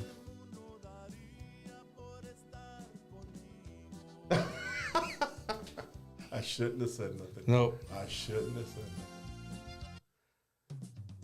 And thank you for everybody, man. I want the people to listen to the lyrics as we're talking. Okay. Because what we're going to do is we're going to let them go to the chat room and we're going to see if they can figure out who the hell you're talking. Oh no. Danny, I'm so sorry. Danny, forgive me. Danny's in the chat room. Danny's there. He's in the chat. No. You just He say said, it. no. I'm not going to say it, Danny. No, I'm not going to say it. Out of respect for who it's about. Yeah. Oh. Kid Danny. Talk about a talented writer, man. That dude, he'll say, hey, I got a song for you. And here it is. Boom. Like that. And it comes out a hit. He just has that touch to him, man. That's crazy. Man, I'm not going to sleep tonight, Dave. I'm going to be in my bed listening to this song, and I'm going to be texting you like, is it this person? Is it this person? It's this person. Nah, man. Yeah. Dave, what is one of your, I mean, you said you're a nurse. Yes. Right? Pediatric nurse. Pediatric nurse. Con kids, vato. Yeah.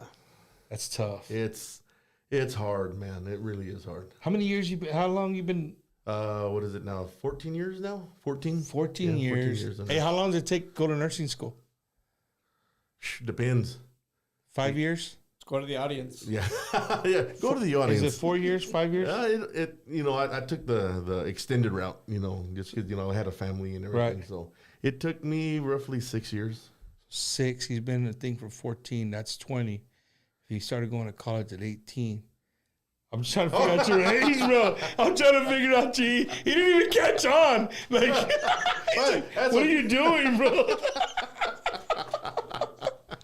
Nah, you know what, bro? Like, if I had to guess an age, I would say you're probably around 44, 45. Hey, man, I like you. I'll give you a dime later. So give you a nickel here in a little while. Dave, what's something that fascinates you about our industry, brother? You know what? I guess that my family's been in it so long. Everything fascinates me. Everything does. Whether it's something that came out that blows my mind or something that's like, everything fascinates me, man. I love it all. I love it all. You learn from every type of music that comes out. So everything fascinates me. The cheeseman fascinates me. So. Yeah, I mean, cheeseman's in every industry. Yeah, I mean, it is. Look at hip hop right now, bro. Ooh, I can't stop laughing at all the P. Diddy memes, bro. I just it just baffles my mind, dude. And then all the artists that are coming out saying, "Well, P. Diddy did this to me at his little kitty camp or Diddy camp." Well, they're saying it now because the videos are eventually gonna come out. So they better just call it now. Like, hey, when you see the video, I was highly intoxicated and I don't know. He lied to me. I don't know. I was only 14 years old at the time. I didn't know. Hey, JR. Because he joined us late. You called him out earlier. Saludos to our good friend JR Gomez from the Conjunto Bandits right up the road here in Buda. Yep. He's known you since he was a little chavalito. He was a little kid, man. And what's wild, I mean, it's just like this circle, man, because my mom is from Ballinger. And his dad is from Ballinger. And I think JR, correct me if I'm wrong, ask your dad. I think my mom's family and his dad's family, like they're catty corner to each other. So they all grew up with each other. And then whenever we had our band Algo Simple, we were at a battle of the bands. And my dad, which was a trumpet player, connected with JR's dad. They're like, hey, then they just started talking, and next thing you know, JR's in the band.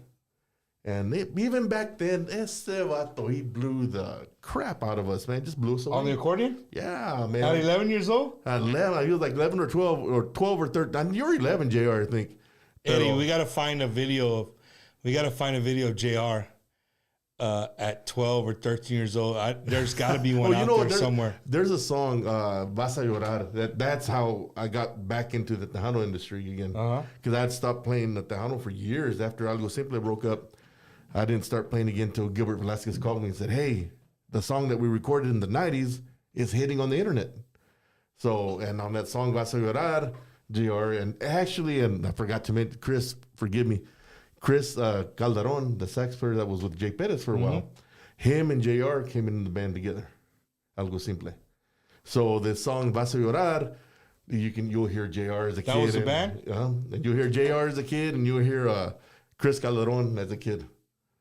Yep. And it might be under my name, David Lee Rodriquez. I think I just put it on there. Give me some Bluetooth. Yeah, that's it right there.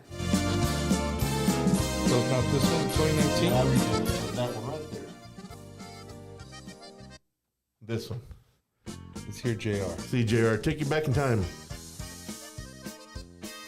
We recorded this with Gilbert Velasquez That's JR Gomez on accordion? and Chris on saxophone. Then me on bass, of course, my brother on drums, and me on vocals.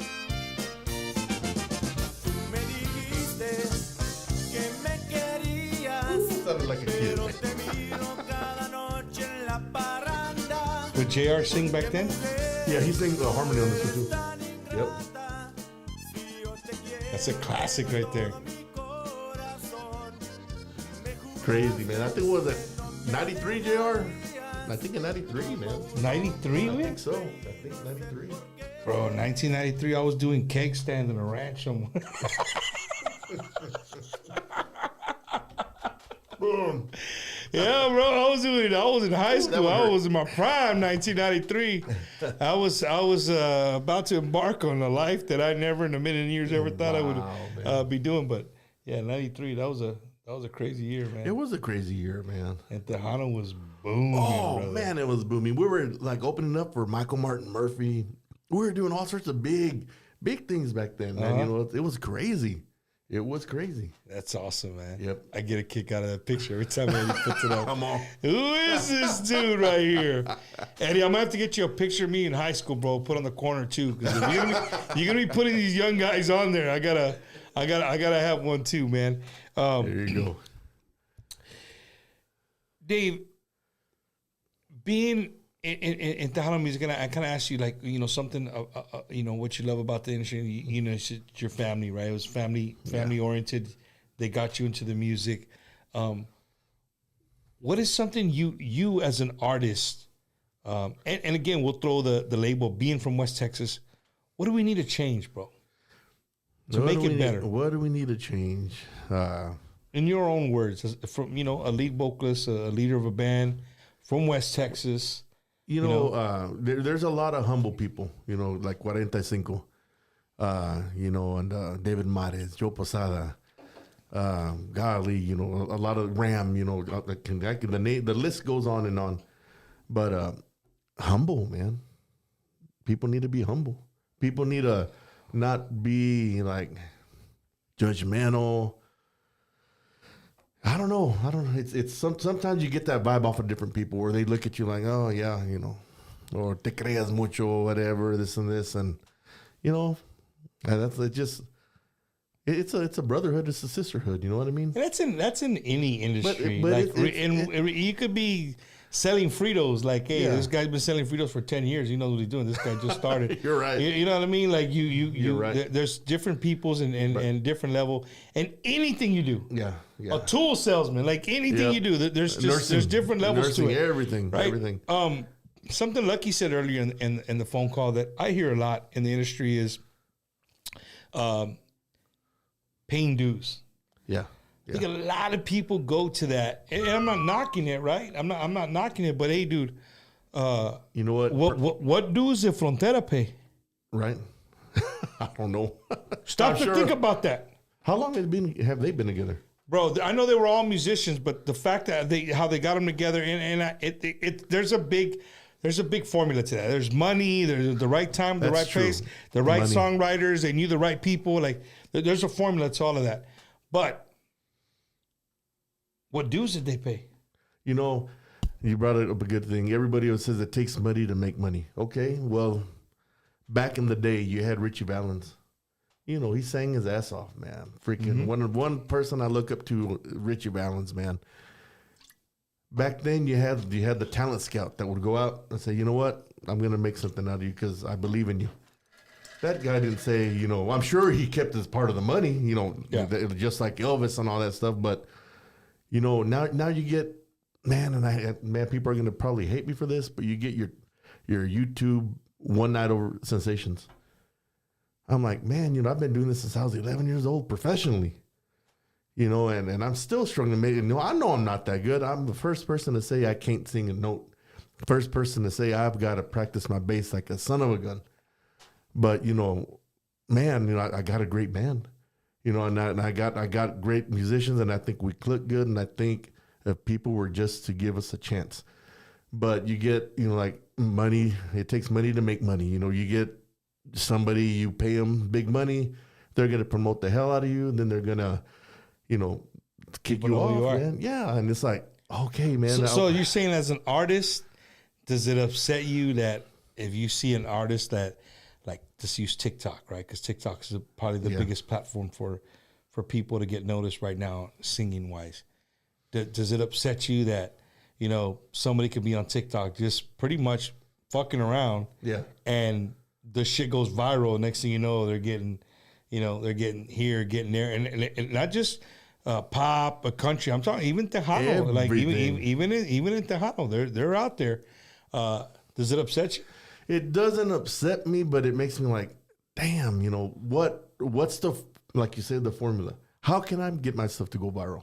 How can I do this? You know, I wish I was part of it, but I will admit I hate the freaking internet. I'm not going to lie to you. I freaking hate it. Just like now I see what Metallica was going after back in the day with Napster. Yeah. Dude, you have to have like 1 million hits before you make a buck. I mean, you can't go sell your CDs anymore. You got to check for 0.00001 cents. And you did 1 million hits, you know, and you can't go out and sell your CDs anymore. You know, I'm old school, man. I want my CD. I want the band to sign it, you know, just, you know, but it's not there no more, man. But it goes to don't hate the player. That's true. You got to hate the game. That's true. You know, it's don't hate the player, hate the game. What do you think, Eddie? But it's true, you know. That's the only thing that I don't like about, you know, the musicians aren't making the money that they used to. The songwriters aren't making the money they used to because everything's for free now. That's, I mean, the internet. You know, you got the book, the whole encyclopedia right in the palm of your hands, which is a freaking amazing. It's just we're doing the show. It can probably be seen throughout the world, which is freaking amazing. Yeah. I love that part of it. And I guess let me rephrase myself. I don't hate the internet. You don't like the download part, and the way music is sold now. I think there needs to be a better way. Is like if I pay $9.99 a month, you pay $9.99 a month, Eddie pays $9.99 a month. We can download as much music as we want, right? I think that's where the issue is. Yeah. I think if it was back to where, when iTunes first started, everything was 99 cents. Remember that? Was 99 cents. Man, you get that Apple iTunes bill, it'd be like $100. Right. God, no, 100 songs. But that's where, with the Napster and all those, like, you could just download, MP3 them, and add them to your phone and you jam them out. I ain't gonna lie to you, I was part of that. You know, I was downloading music. I was like, man, this is great. Wow. But, you know, I wasn't. That's why now you I think that's it. He's paying you back. He's like, oh, you got some free shit? Well, we'll get some free shit on YouTube. You know, and I ain't gonna lie, I did it, man. And then, you know, and I even was upset with Metallica. Like, man, you know, this is for your fans. That's what I thought. And then now as a songwriter and having to have so many hits and all this stuff, and I'm like, ooh, now I see what they mean, you know. But in music, Dave, the way I see Tejano music and the genre, music is, I mean, money's not made in the studio. No, it's made in the shows. Money's made on the road. Yeah. And that's in any genre. Good example when you say that, Garth Brooks. You know, they asked him, hey, you know, you sold 50 million CDs. He was like, yeah. He said, you know, how does that feel to have, you know, I'm sure you made a lifetime of money. He said, no. I make my money at the shows with the merchandise, with the ticket sales. And so that's where, you know, you're absolutely right. You know, you make your money. That's why it's important. You buy merch. Like, you know, yes. we talk about that every so often on the show. When artists come on and have merch, like, buy their merch, man. Yeah, it's $20, $25, but hey, you know, and wear it. Like, it's cool. I mean, how many times you go around and you see people Watch el vato. I'm freaking me out over here, Eddie. Watch it. Hey, you can scan that and it'll go right to your social media account. Thank you. I appreciate that, man. Thank you. Still don't play around, bro. Man, he don't play around. Thank you. I appreciate that. That's and sweet. for you guys that are reaching out to Eddie trying to get him to do other shit, stand by. I'm coming for your ass too. All right. See, he threw me off what I was talking about. What was I talking about? We're talking about what were we talking about? That kind of that Eddie, where we're at? Short-term memory's gone, bro. Right? Not enough fish oil.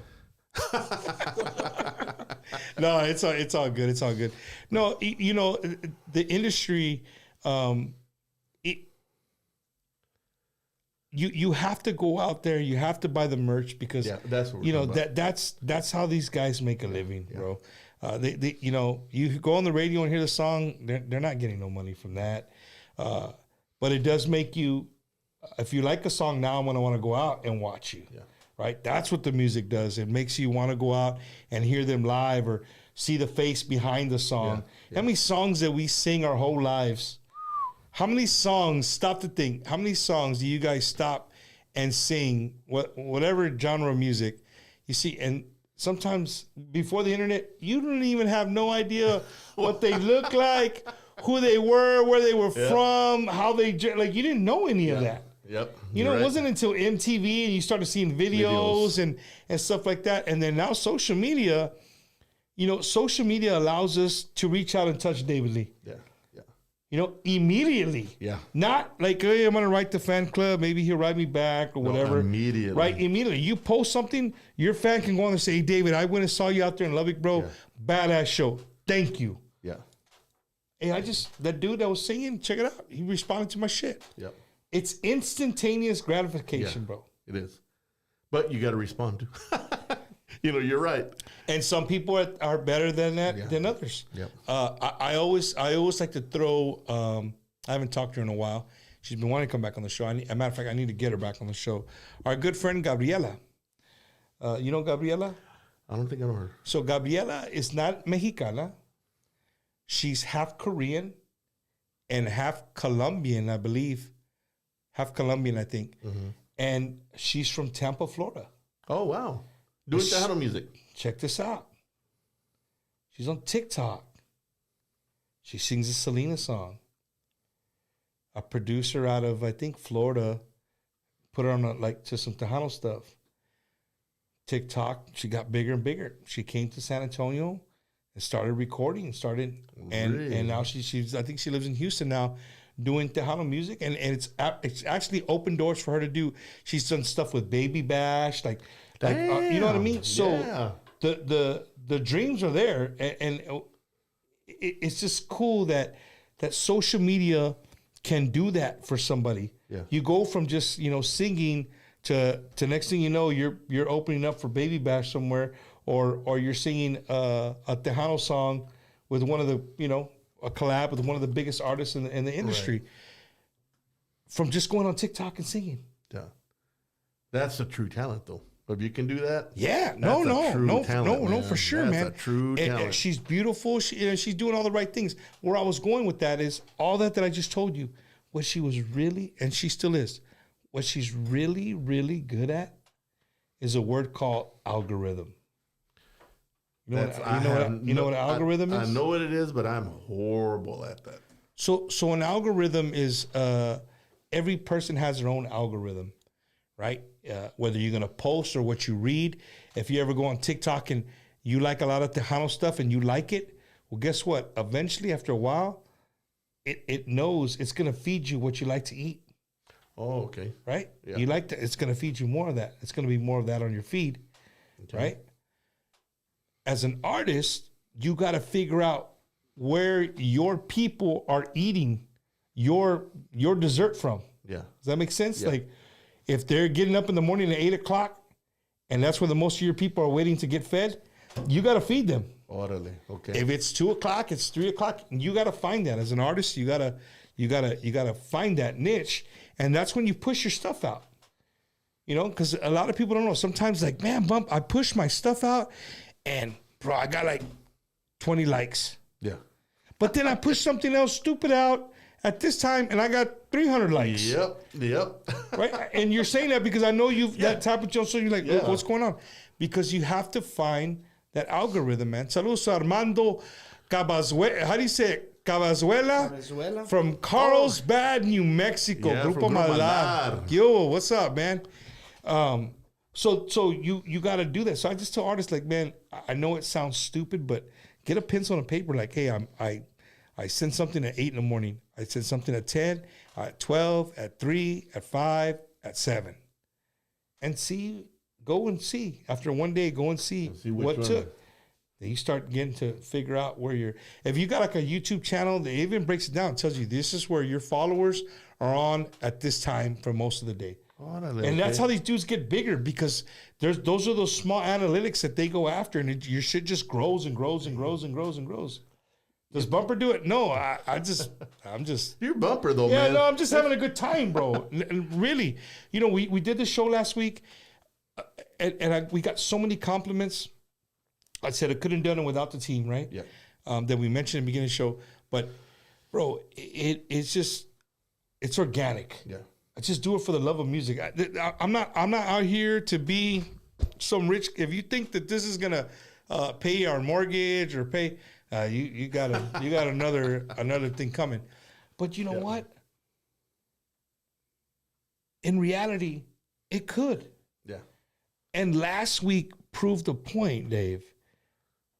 Having the way it looked, the way it sounded, having people there, it really opened my eyes. Like, hey, man, we could really do something with this show. And having artists like you on the show is what I love the most. People are like, dude, you had Michael Salgado here. You had Bobby Pulido here. Yeah, bro. And for me, I'm starstruck too. Eddie, we all are. We're like, dude, he's in my home, and we're talking music. It's cool. As a fan, it's cool. Right. But these become friendships. These become like, hey, Bump, I'm doing it. You know what, bro? I got you. I'm gonna call this guy. And boom.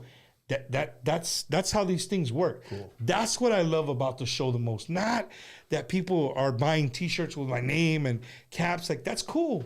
Like, I do it because that's what people do, right? You make merch and all that. I honestly and truly, I do this from the bottom of my heart. I do it for the love of music.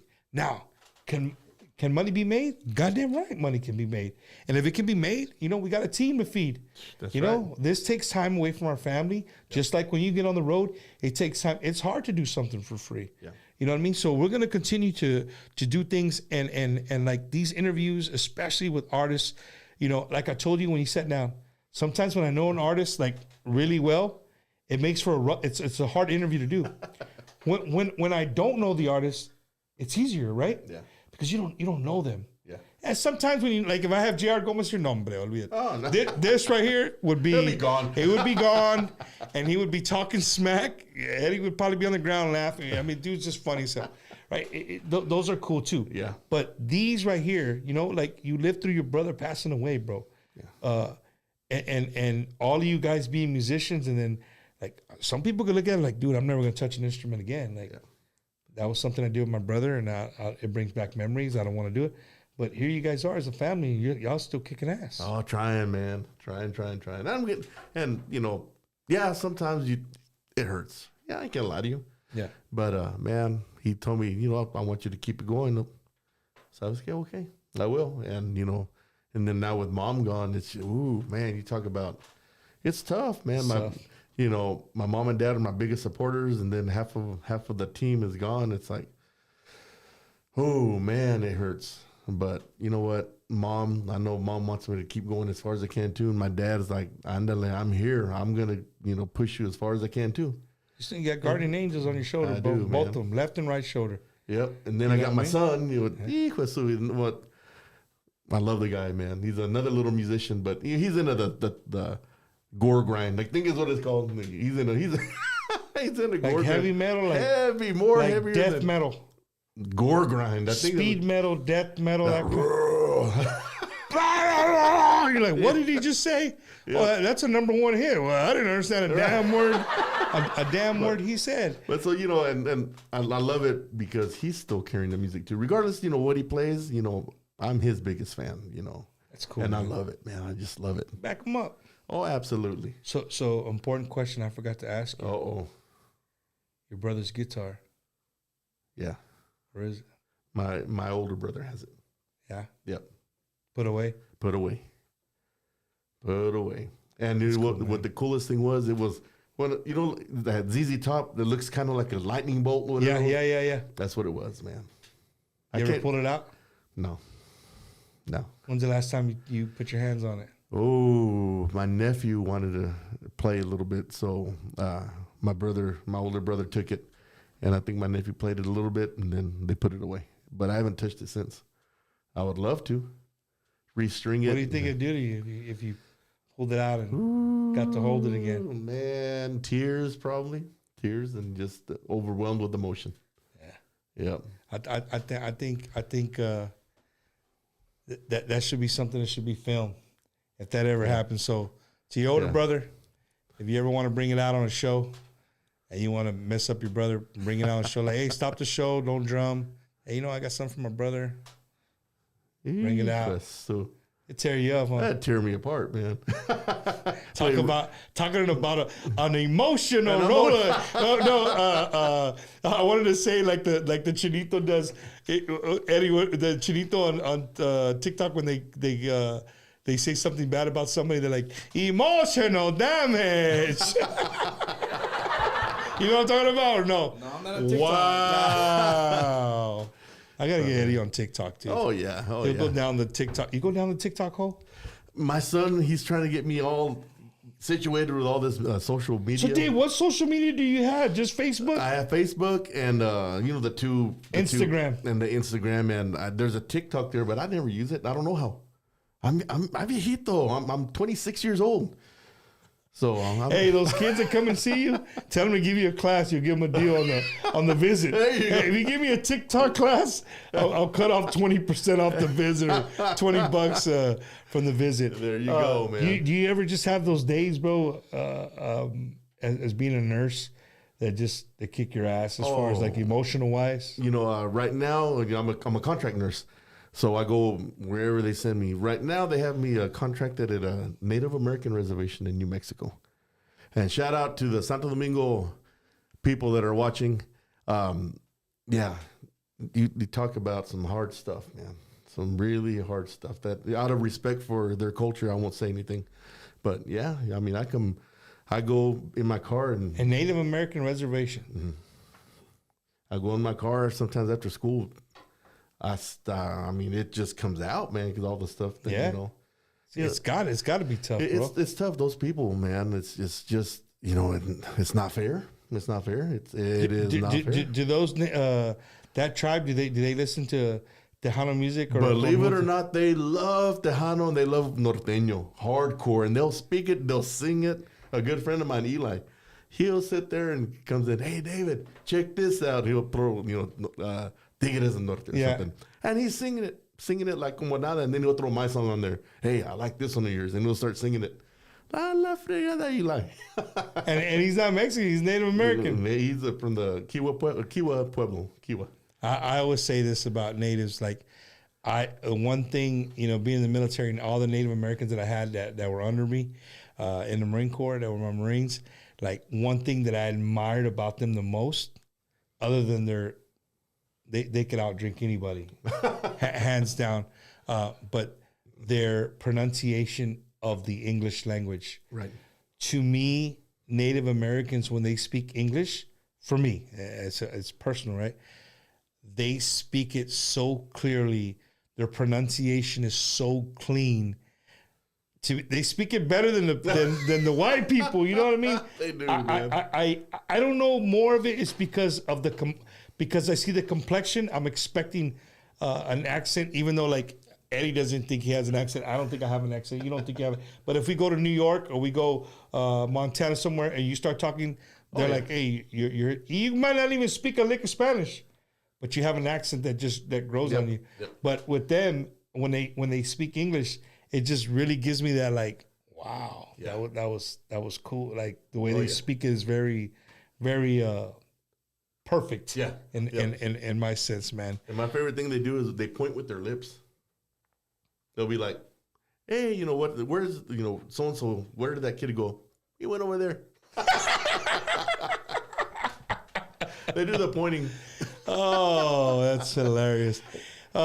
Dave, this is the part of the show that I like to give the artist the microphone. I shut the hell up. Aye. And you want to, if there's anything we didn't talk about, you want to bring up, now's the time. Any thank yous, any hellos, any saludos, all that. The microphone is yours. The microphone is mine. Let's see. Of course, a big shout out to my band, Jerry, Jesse, Evan, and Danny.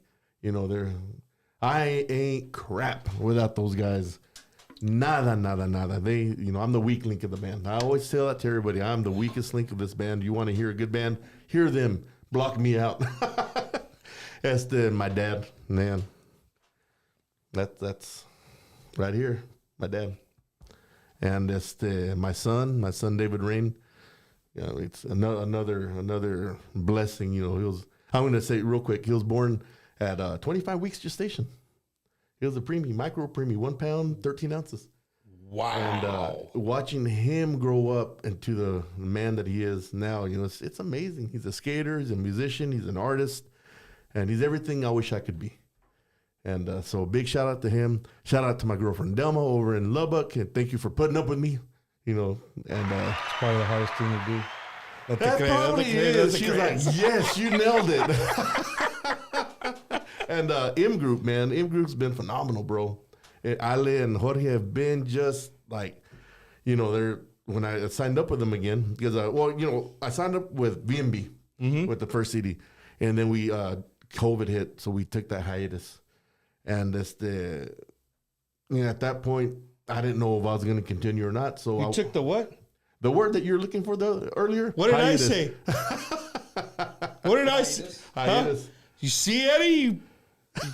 I said it right. My bad. I didn't mean to interrupt. No, it's cool. And so at that point, I just kind of backed off from everything, because I didn't know what I was going to do. I was nursing, and I didn't know if I was going to make it out alive because I was right in the middle of COVID, man. I was seeing people left and right fall, man. And then I got back with Gilbert. Gilbert's like, you know what? This is the perfect time. Let's start finding songs for you for your next CD. Yeah. So then we worked on it. And now finally it's released. And Jorge and Ale were like, you know what? Let's release it under M Group. So I'm back with the family again, and big thank you to them. And Gilbert, can't say enough about that dude. He's amazing. He's a monster. He's a monster. And thanks to Gilbert, now I'm starting to see my names on different CDs. It's on the Latin Breed CD. It'll be on the new David Mares CD. I did work with Joe Posada. I did a couple of tracks for him. Marcos Orozco, I think that's what Gilbert said. Adalberto, Tristan. I've been doing a bunch of tracks. Patsy Torres. Been doing a bunch of tracks for everybody. So I'm glad he took me under his wing, It's cool, man. That's cool. Gibby's a one-of-a-kind individual. Yeah, he is, man. You know what I mean? Gibby is, same thing with me. The first time I met him, I kind of but we sat next to each other on a plane coming back from Milwaukee. Oh. And we got to know each other real well. And ever since then, he's always, anytime I've gone in there, he's helped me with open arms, deal with something. Come by the studio.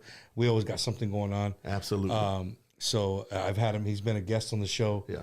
One of the most watched interviews there with Gibby Velasquez. Little history, man. That's history, dude. And that's because we did 2 hours. Like that guy could have. He had a note, but he could have just kept going. We say this is organic, but there's no script. Hey, that dude had a script.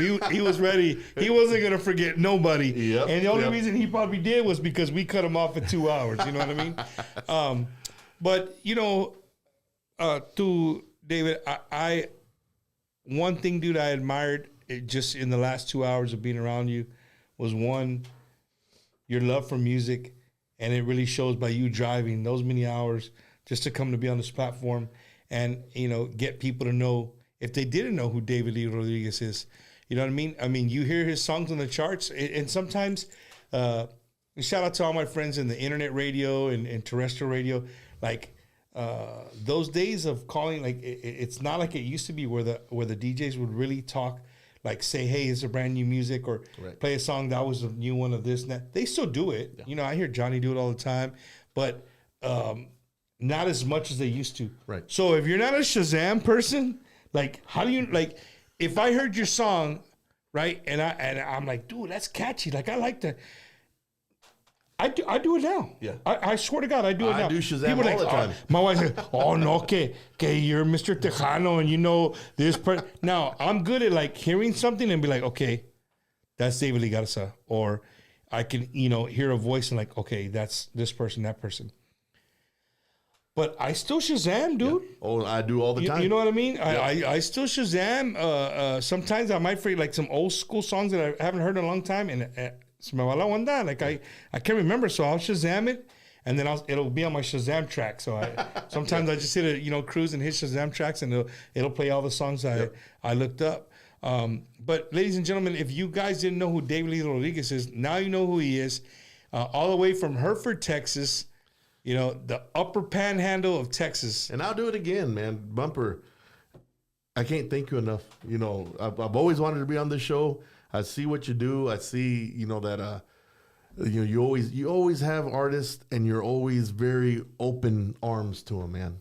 And there are a lot of DJs that are like that, but there's some that it's hard to get in or just whatnot. Timing's wrong.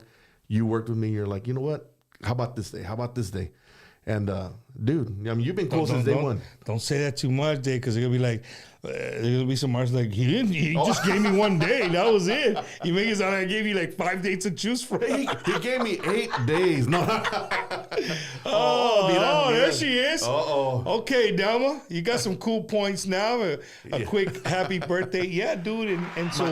Thank you, baby. Happy birthday to you tomorrow, brother. Ooh. However many years that might be, it's been, I'm sure for your dad and your family, you've been a blessing. I don't know about that, but I mean, yeah, I know. Again, it's got to be something for your dad to see. He's got to be very proud of what you're doing, and I'm just excited, bro, that you came to do the show on this platform, and people who are watching on YouTube, who people are watching on Facebook. This is on there forever. Whether they watch it now live, a lot of people watch it overnight. They work overnights, or they're nurses or stuff. In little breaks, I get messages at 5 a.m. like, "Hey, bro," and I'm like, "Hey, dude, it's 5 a.m, homie." Like, yeah, but I'm at work. I just saw this part, whatever. Nice.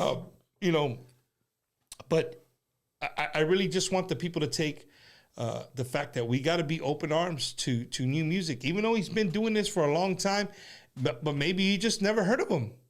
Maybe you just never heard. Again, like I asked him about the name David Lee. You got to say Rodriguez, because if you don't, you're always gonna get confused with David Lee Garza. I've had DJs on the radio. All right, the new one from David Lee Garza. I'm sorry. David Lee Rodriquez. I was like, oh, that's okay, man. That's okay. I hope David Lee Garza don't get upset. But I'm sure that happens a lot, man. No, that's cool, but man. But dude, cool. Again, bro, a humble dude. You're such a humble guy. I look forward to seeing more of your songs on the charts, bro. Appreciate it. And you always have a home here with us here at Wacky Wednesday. Thank you, bro. If you're ever going to come do something, even if it's not a Wednesday, bro, if you're like, Bump, I'm coming. For me, you're coming from 8 hours away, bro. We'll make time for you. Awesome, bro. You know what I'm saying? You got something new you want to put out or talk about? We could always come by here, hit me up, and we'll take care of you. And again, to the fans, man, if you see David Lee out there, let him know, like, hey, dude, I didn't know who you were. I saw you on Wacky Wednesday. I'm here to support you, brother. Sweet. Because I promise you, that means a lot to him, and that'll mean a lot to me, because that shows me that what we're trying to do here is working. Yep. Right? We're trying to keep our onda relevant. All the artists.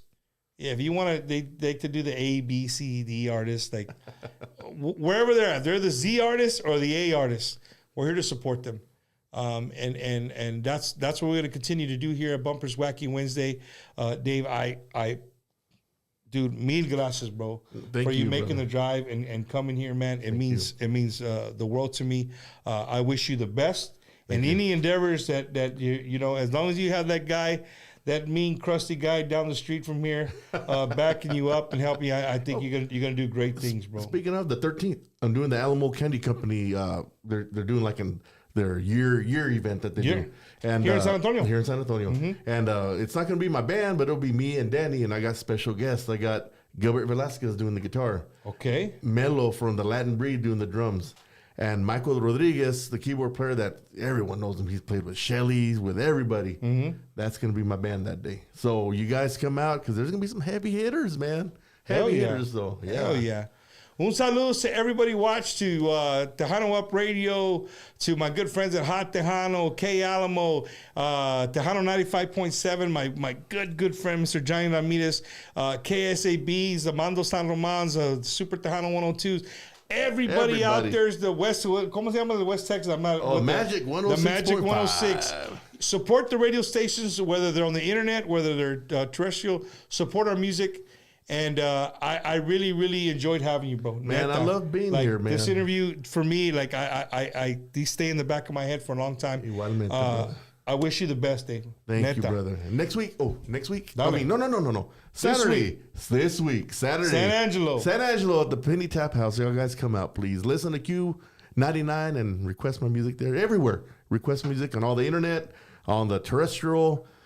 Thank you to the DJs. Thank you to the fans, man. Thank you to you, Bumper, man. Thank you, hey, dude, not only for a musician, but thank you for what you do for our community, for our people.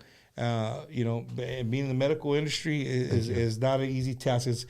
To me, nurses are like teachers. You know what I mean? They're people that we need every day, and we just overlook them. We just we take them for granted, right? And we shouldn't. So thank you for that. To everybody who watched tonight, thank you guys so much. We hope you guys have a wonderful, wonderful rest of the week. Next week, shit. Who is it? Who is it? We gotta look at the calendar, bro. That's how ready I am, Eddie.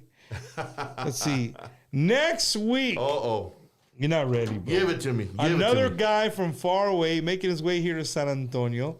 Part of the Tejano TV, part of the three. What do they call it? What's her?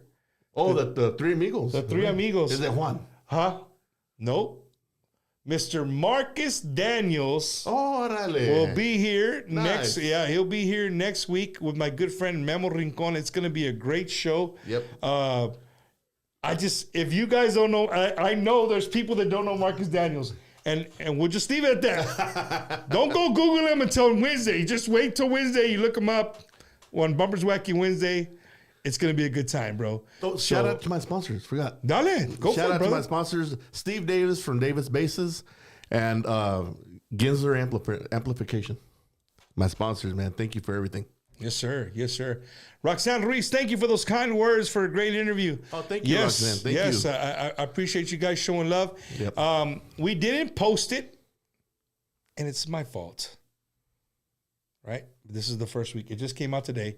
So, to my Milwaukee fans, you talked about Milwaukee. Yep. The Tejano poster's out. It just got released today. It has all the Tejano events that are coming out for this year, and I'll be going as a Tejano MC for my third year in a row. I'm super, super excited. So saludos to my family, to Fela and all the beautiful ladies there in Milwaukee that make it happen every year for the Tejano music artists. And if you haven't made it there yet, I'm trying. You got to keep trying, brother. Keep trying. I am trying. It's a place you don't got to meet. And before I go, people have been blowing me up because that poster came out. Get your hotels. Right, get your plane tickets to Milwaukee. Vegas is awesome. I'll be in Vegas too for the convention. Another thing I wanted. The Vegas. Talk about it. Hey, bro, there's no time limit here. I know we're saying bye, but if something pops up, it's live. And I want to do Vegas. I want to do Milwaukee. I want to do it all, man. There you go. We're hungry. Saludos to Siempre Ramirez, Pancho's Pistolas Rock. There you go. Okay. But no, man. If you guys are true Tejano fans, and you want a totally different environment that you've never been. If you go to Vegas every year, cool. Continue to keep going. I'll be there. Support Tejano music however you can. But if you just say you're limited to only picking one thing to do a year, I don't want to say that because in Vegas is going to get mad at me. But, dude, if you've never been to Milwaukee in August, it is beautiful weather. I bet. The grounds are the most cleanest grounds you'll ever walk upon. For the artists, the stages are top of the line sound. And there's just a shitload of raza, bro. Damn. Everywhere. I want to do it. It's just a good time. Eddie doesn't know, but I've told him we're taking him this year. The producer's going with us. Eddie. I don't know if Laura said yes yet, but Eddie said, hey, Laura, Eddie said he's going with or without you. Eddie, but we all know the real answer, right? No, but you guys check out Milwaukee. Dave, thank you guys. Bumper, thank man. you so much, man. I appreciate you. Thank you. And to everybody who watched tonight, thank you guys. Have a Yes. wonderful week. God We'll see you bless you guys guys. next week. Marcus Daniels, Memo Rincon, right here on Bumpers Wacky Wednesday. Peace. Peace.